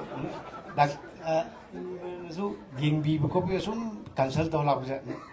ꯅꯦꯆꯔꯦꯜ ꯑꯣꯏꯅꯕ ꯇꯧꯁꯤ ꯈꯣꯠꯁꯤꯅ ꯁꯨꯝ ꯌꯦꯡꯉ ꯃꯇꯨꯡꯁꯤꯗ ꯑꯣꯏꯔꯛꯇ꯭ꯔꯤꯁꯤ ꯑꯩꯈꯣꯏꯗꯤ ꯃꯃꯣꯟ ꯃꯤꯅꯣꯛꯇꯣ ꯇꯝꯅꯤꯡꯕꯅꯤꯅ ꯄꯨꯛꯅꯤꯡꯗꯣ ꯍꯔꯥꯎꯕꯗꯣ ꯇꯧꯅꯤꯡꯕꯅꯤꯅ ꯑꯗꯒꯤ ꯁꯨꯝ ꯈꯟꯅꯔꯒ ꯏꯟꯗꯤꯕꯒ ꯇꯥꯟꯅꯔꯒ ꯑꯗꯨ ꯇꯧꯁꯦ ꯃꯣꯏꯅ ꯗꯥꯛꯇꯔ ꯃꯔꯣꯟꯗꯣ ꯈꯪꯕꯅꯤ ꯑꯗꯨꯒꯤ ꯃꯇꯨꯡꯗ ꯇꯧꯔ ꯃꯇꯨꯡꯗ ꯁꯛꯁꯦꯁ ꯑꯣꯏꯕꯗꯒꯤ ꯍꯧꯖꯤꯛ ꯍꯔꯥꯎ ꯇꯥꯅ ꯏꯆꯥ ꯊꯣꯛꯃꯤꯟꯅꯔ ꯂꯩꯔꯤꯁꯤ. Thank you so much. Adu sister su mama amoina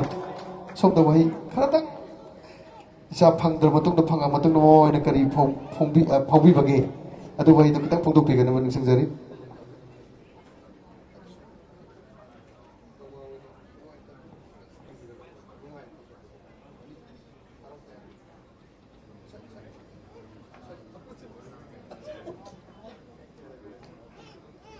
ꯑꯩ ꯌꯥꯝꯅ ꯀꯩꯅꯣ ꯇꯧꯋꯤ ꯀꯨꯏꯅ ꯑꯉꯥꯡ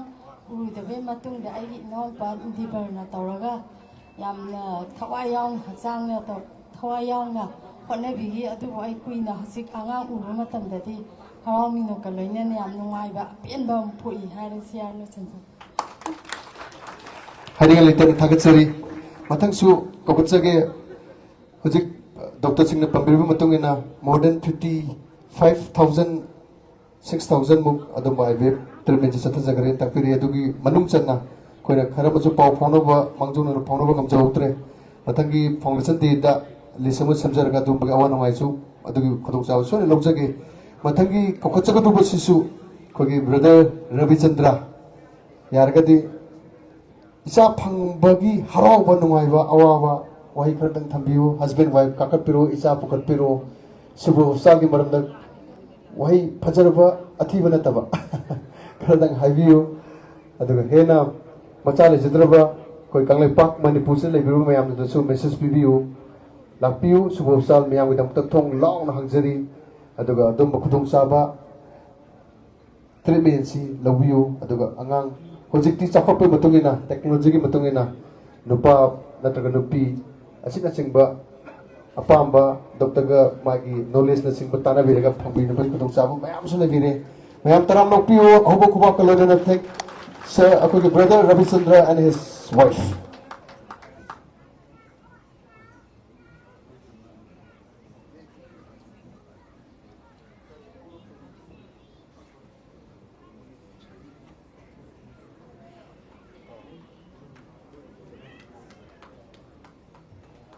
Wahi kharadang brother amama kai mo pa se lot kare ka ta ja isa na mo ma sak ko sa ko to piro si ma ko bo cha pa na piro sister 누구하고도 계속 해줘야 되고 아무도 마야부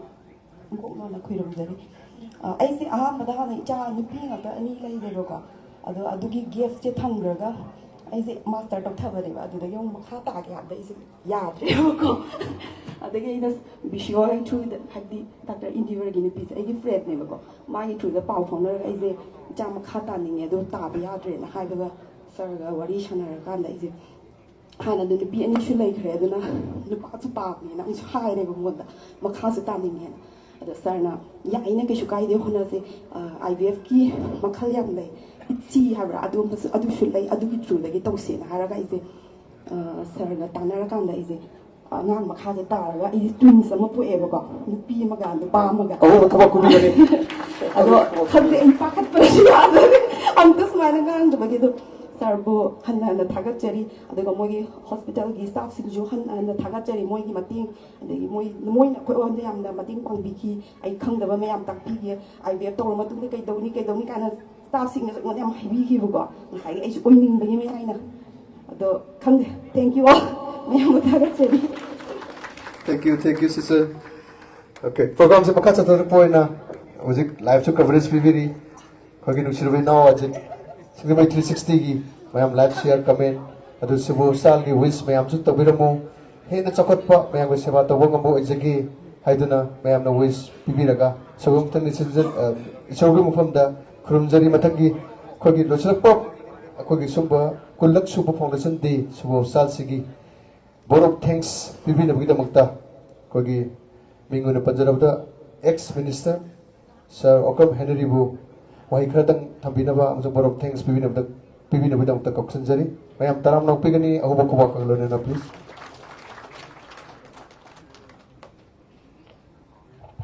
Waktada ngasigi function sigi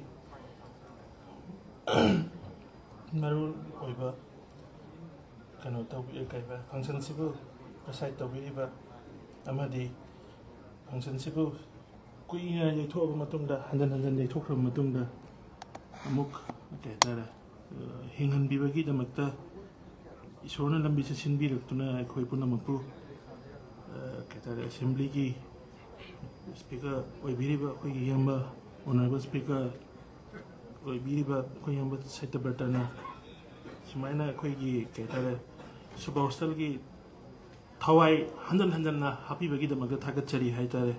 aduga loinana khoi gi ima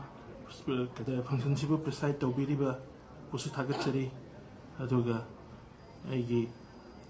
dada khoi dara mesor honorable MLA andagi colleague khoi gi nur bhai pusu thagachari aduga ngasai pung ahum makhai approximately pung ahum makhai dagi ngai biraiba khoi colleague mayam andagi intellectual mayam khoi hostel gi lakpiriba pung pusu thagachari aduga hotel segi ngasai dagi function sibu mai paknaba ngasai dagi sinbiraiba mayam andagi event sibu success oinaba ngarang nahan dagi prepare tor laiba pung pusu thagachari aigi oinadi wa yam kuina ngangjararoi ge vote of thanks ina kitang khak tenjalaga nganga dobo oibanina puna pu thagachari aduga lakadoriba mifam singda amuksu saruk yabinaba amukasu haijari aduga lingsan biriba ekhoi yamba haitare aigidi yamba adu mayam gidi laiba gidi mapi mapa haibadu mana oiribanina mathang lakadoriba 21 suba Subah Stargi Sumaina Amuk Foundation Tauba Dudadi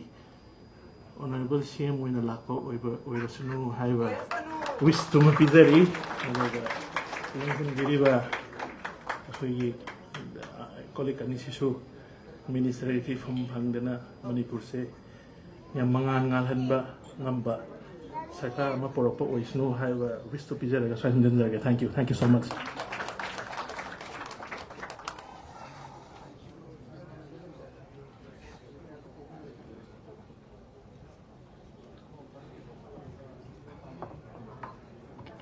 하이닝아 리턴 타겟 풍루서리 board of thanks 비비를 matungda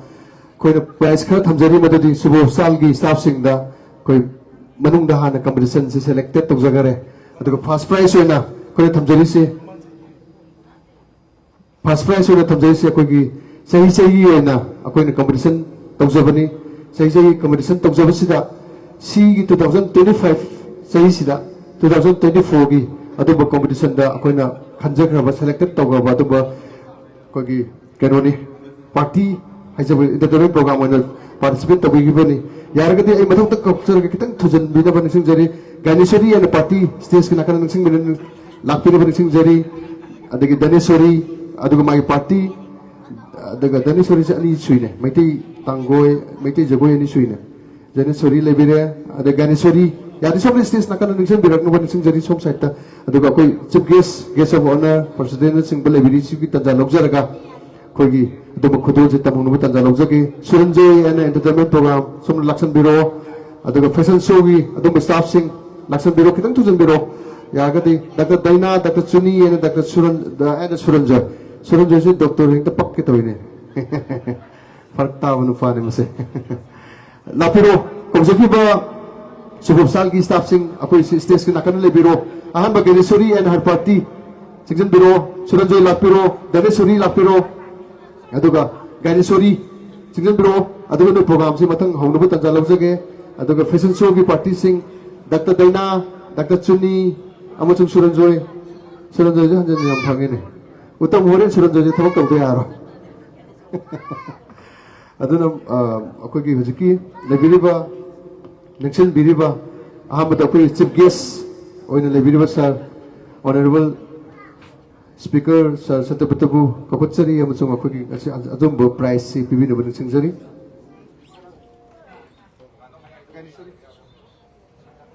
Ganisari and her party nexel biro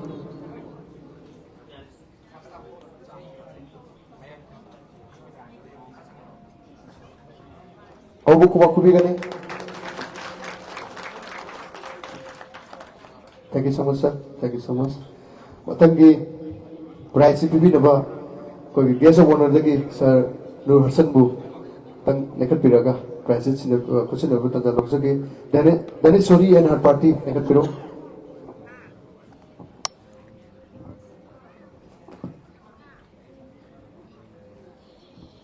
sisu dane sorry ani sorry si sumjang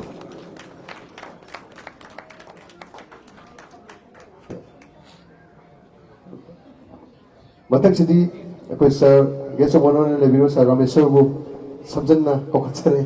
kita program je tujanna program je mogi entertainment program mayam se yaupiri sei program je thamjari sir Rameswar na ngasi ki program sigi ko ki momang competition da adum consolation prize lego Ganeswari and her party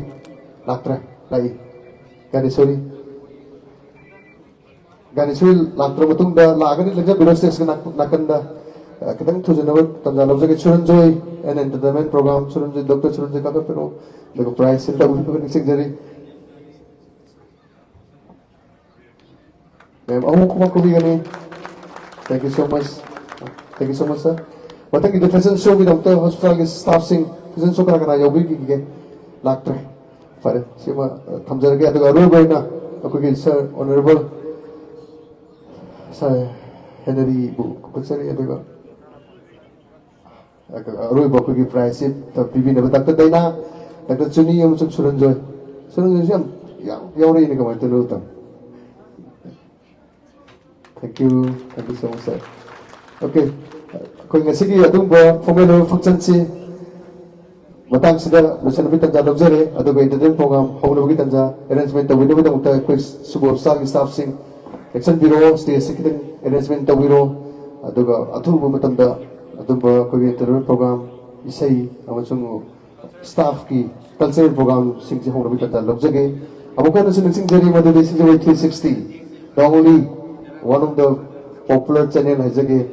sisu mayam like share and comment aduga lele na subu sal ki marum dasu nungsiraba hena afaba blessing PBU haiduna comment the PBU haiduna mayam bo sing jari aduga subu sal bo nungsibiu aduga Manipura lebiriba iracha sing isa ubidraba una hona jariba adumba waraba husband wife matang nok singbu subo salna taram na ngaiduna lejari mapalam chapai mapalam chatna gumsi anak pada su tremen adumatik lahel le sa phangmada paisa nungsagi maramda matam mang dabagi maramda aduna mayamna Yargadi, Sibiduna, Hena Chakotnaba, blessing PBU, Sibiu, Subo Salbu, Mayam Sevapan Biu, Hadanamayam, How Kuba, Amtan Kubi never the video Mayam, the Singeri, Staff Singayam, Yargadis, table, seriousness, in Tokiro, Adaga, cultural programs, Honobut, Pata Lobzage.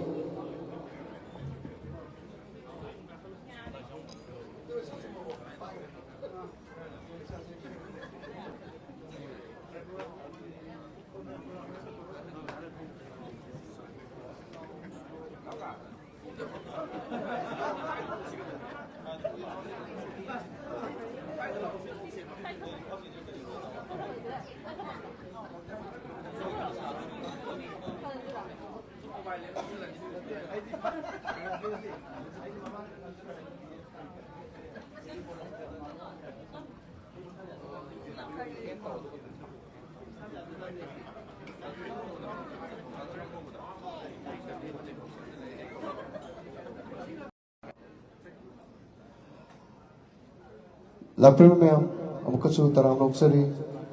subo salgi kulak suba mapok numaki function jin lakpir ba especially invite sing amasuk VIP sing bu amukatsu taram noksari madudi suba function na sibu mapong phan bagi damukta ngasigi nungairaba formal function si loikiba galonena ngasigi numit asi akoigi manipurgi kanglepak lamdam sigi adugum laba yamna nungai tabu numit amagasu hajarabada kogi theater gi line da theater gi lamda aduga film and entertainment and cultural gi lamda awang thakta world da thambiramba kogi ojani luching puril ni aduga chatra mayam puthopiduna adum theater institution hangduna chorus haiba adum title piduna chatra drama adumatik message piba yaba adum mayam puthopiramba adum oja mayamna thadoi dona khangbiriba ming oina panjarabda oja ratan thiam ngasigi numitchida khangkhongdana rims hospital da lekidaba adum numit yam amamba numit adum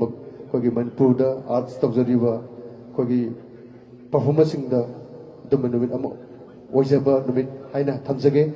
sigi mari lenana subo sal gi foundation day gi formal function lor matung da kogi entertainment program hownabu gi maung nana kogi babung ratan thiam oja ratan thiam lekidaba sigi condolence pibina bagdamukta ngasigi akogi musical entertainment program da hajar buda lakpiriba akogi manipuri sasak loi minguna panjarabda Mr. K. Bobin Nandesori amasuk vidya hobam stage matakta lekhat piraga koi mikuk amatang orsu koi oja lekidaba ratan thiam gidamukta koi condolence silent amtang lawin bitanja lawjage aduga mari lenana koi lekhat pireba koi artist sing pleti su kakat pero stage lekhat pero namani sing jari ngasigi dumba tanglaba mani ama manipur kanglepak sidagi mangki basigi maramda koi khardang oina thabina bedamta koi Govinda microphone sinajage Thachari masigi suba hospital gi ama yaifraba numitida lembiringlo punamapu artist gi mo chinjaraga taram nokchari loinana kogi formal function asi loi khrabagi matung masida ai maru prakash na su thambigare kasi ram namasigi Indian playwright amadi drama gi director su theater gi director su oibiba iram namasigi ama tanglaba oja mingwen hangacharabna oja ratan thiam oja sina leigidabagi awa awa phungdokpena minute amakatang akoi punna saruk yaminaduna awa basi phungdok minaraga oja gi thawaina mapugi nakta ingna chikna leiba oirishino haiba wafam madu masa manaoiba koi artist punamakna artist amoina oja bai kai khun wonchagi minute amakatang mayam lekhat minaduna oja ratan thiam gi condolence asi mayam saruk yabinabani singjari yapuna saruk yaminasi minute count to bahogzirage start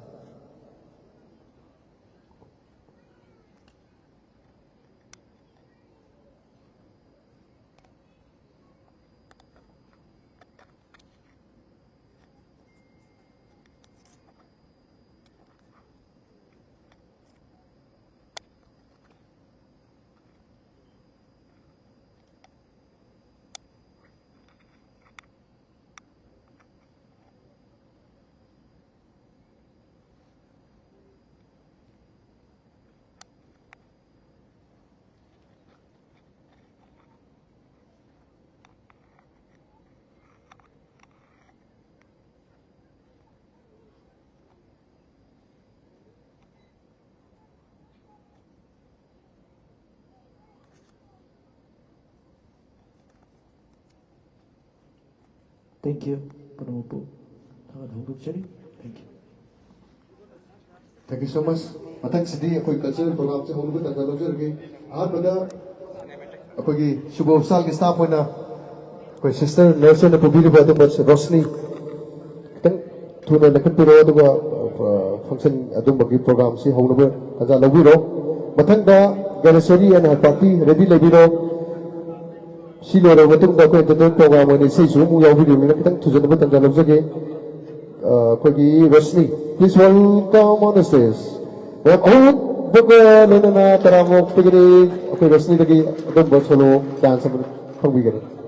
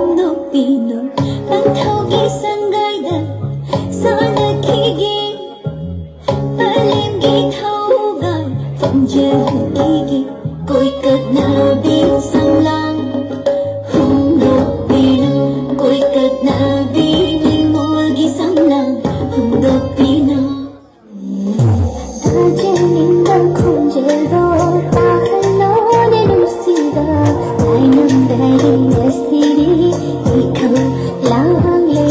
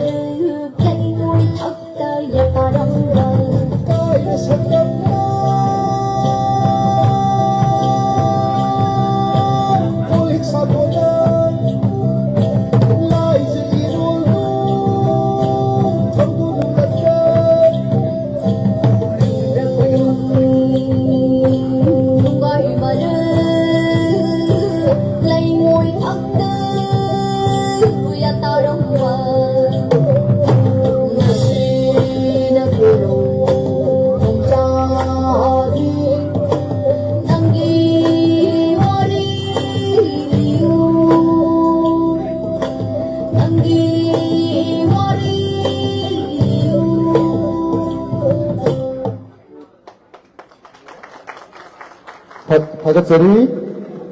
Rosni की फजरवा चलो dance के मतलब डायनेसरी है ना party अथवा बदल stage लगा पूरा प्रोग्राम से कितने तुझन दियो आई वीडियो कोई फंक्शन से कितने थिंग हो गई कितने तुझन तंजा लोग भी नसी मैं तरह में पियो अहो वो कुछ करेंगे ना डायनेसरी एंड हर party ladies and gentlemen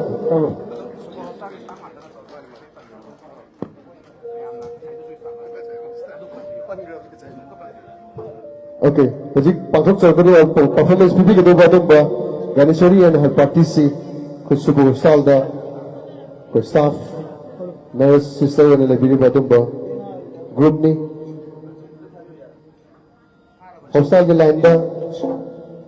awak macam ya Allah sebab terlalu besar, saya amat entertainment ni, memang sebab pangjagi hanya macam function ni silap pipi buat apa group ni.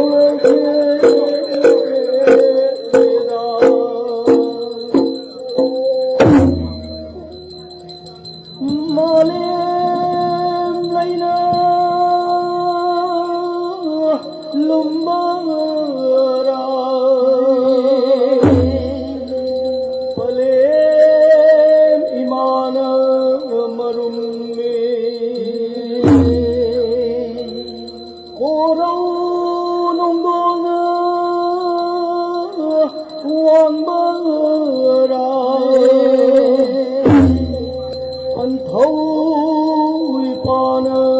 mawangi ha panem pan thâu pung na lam pung na pham lam dam na maheli pung na pham lam dam na maheli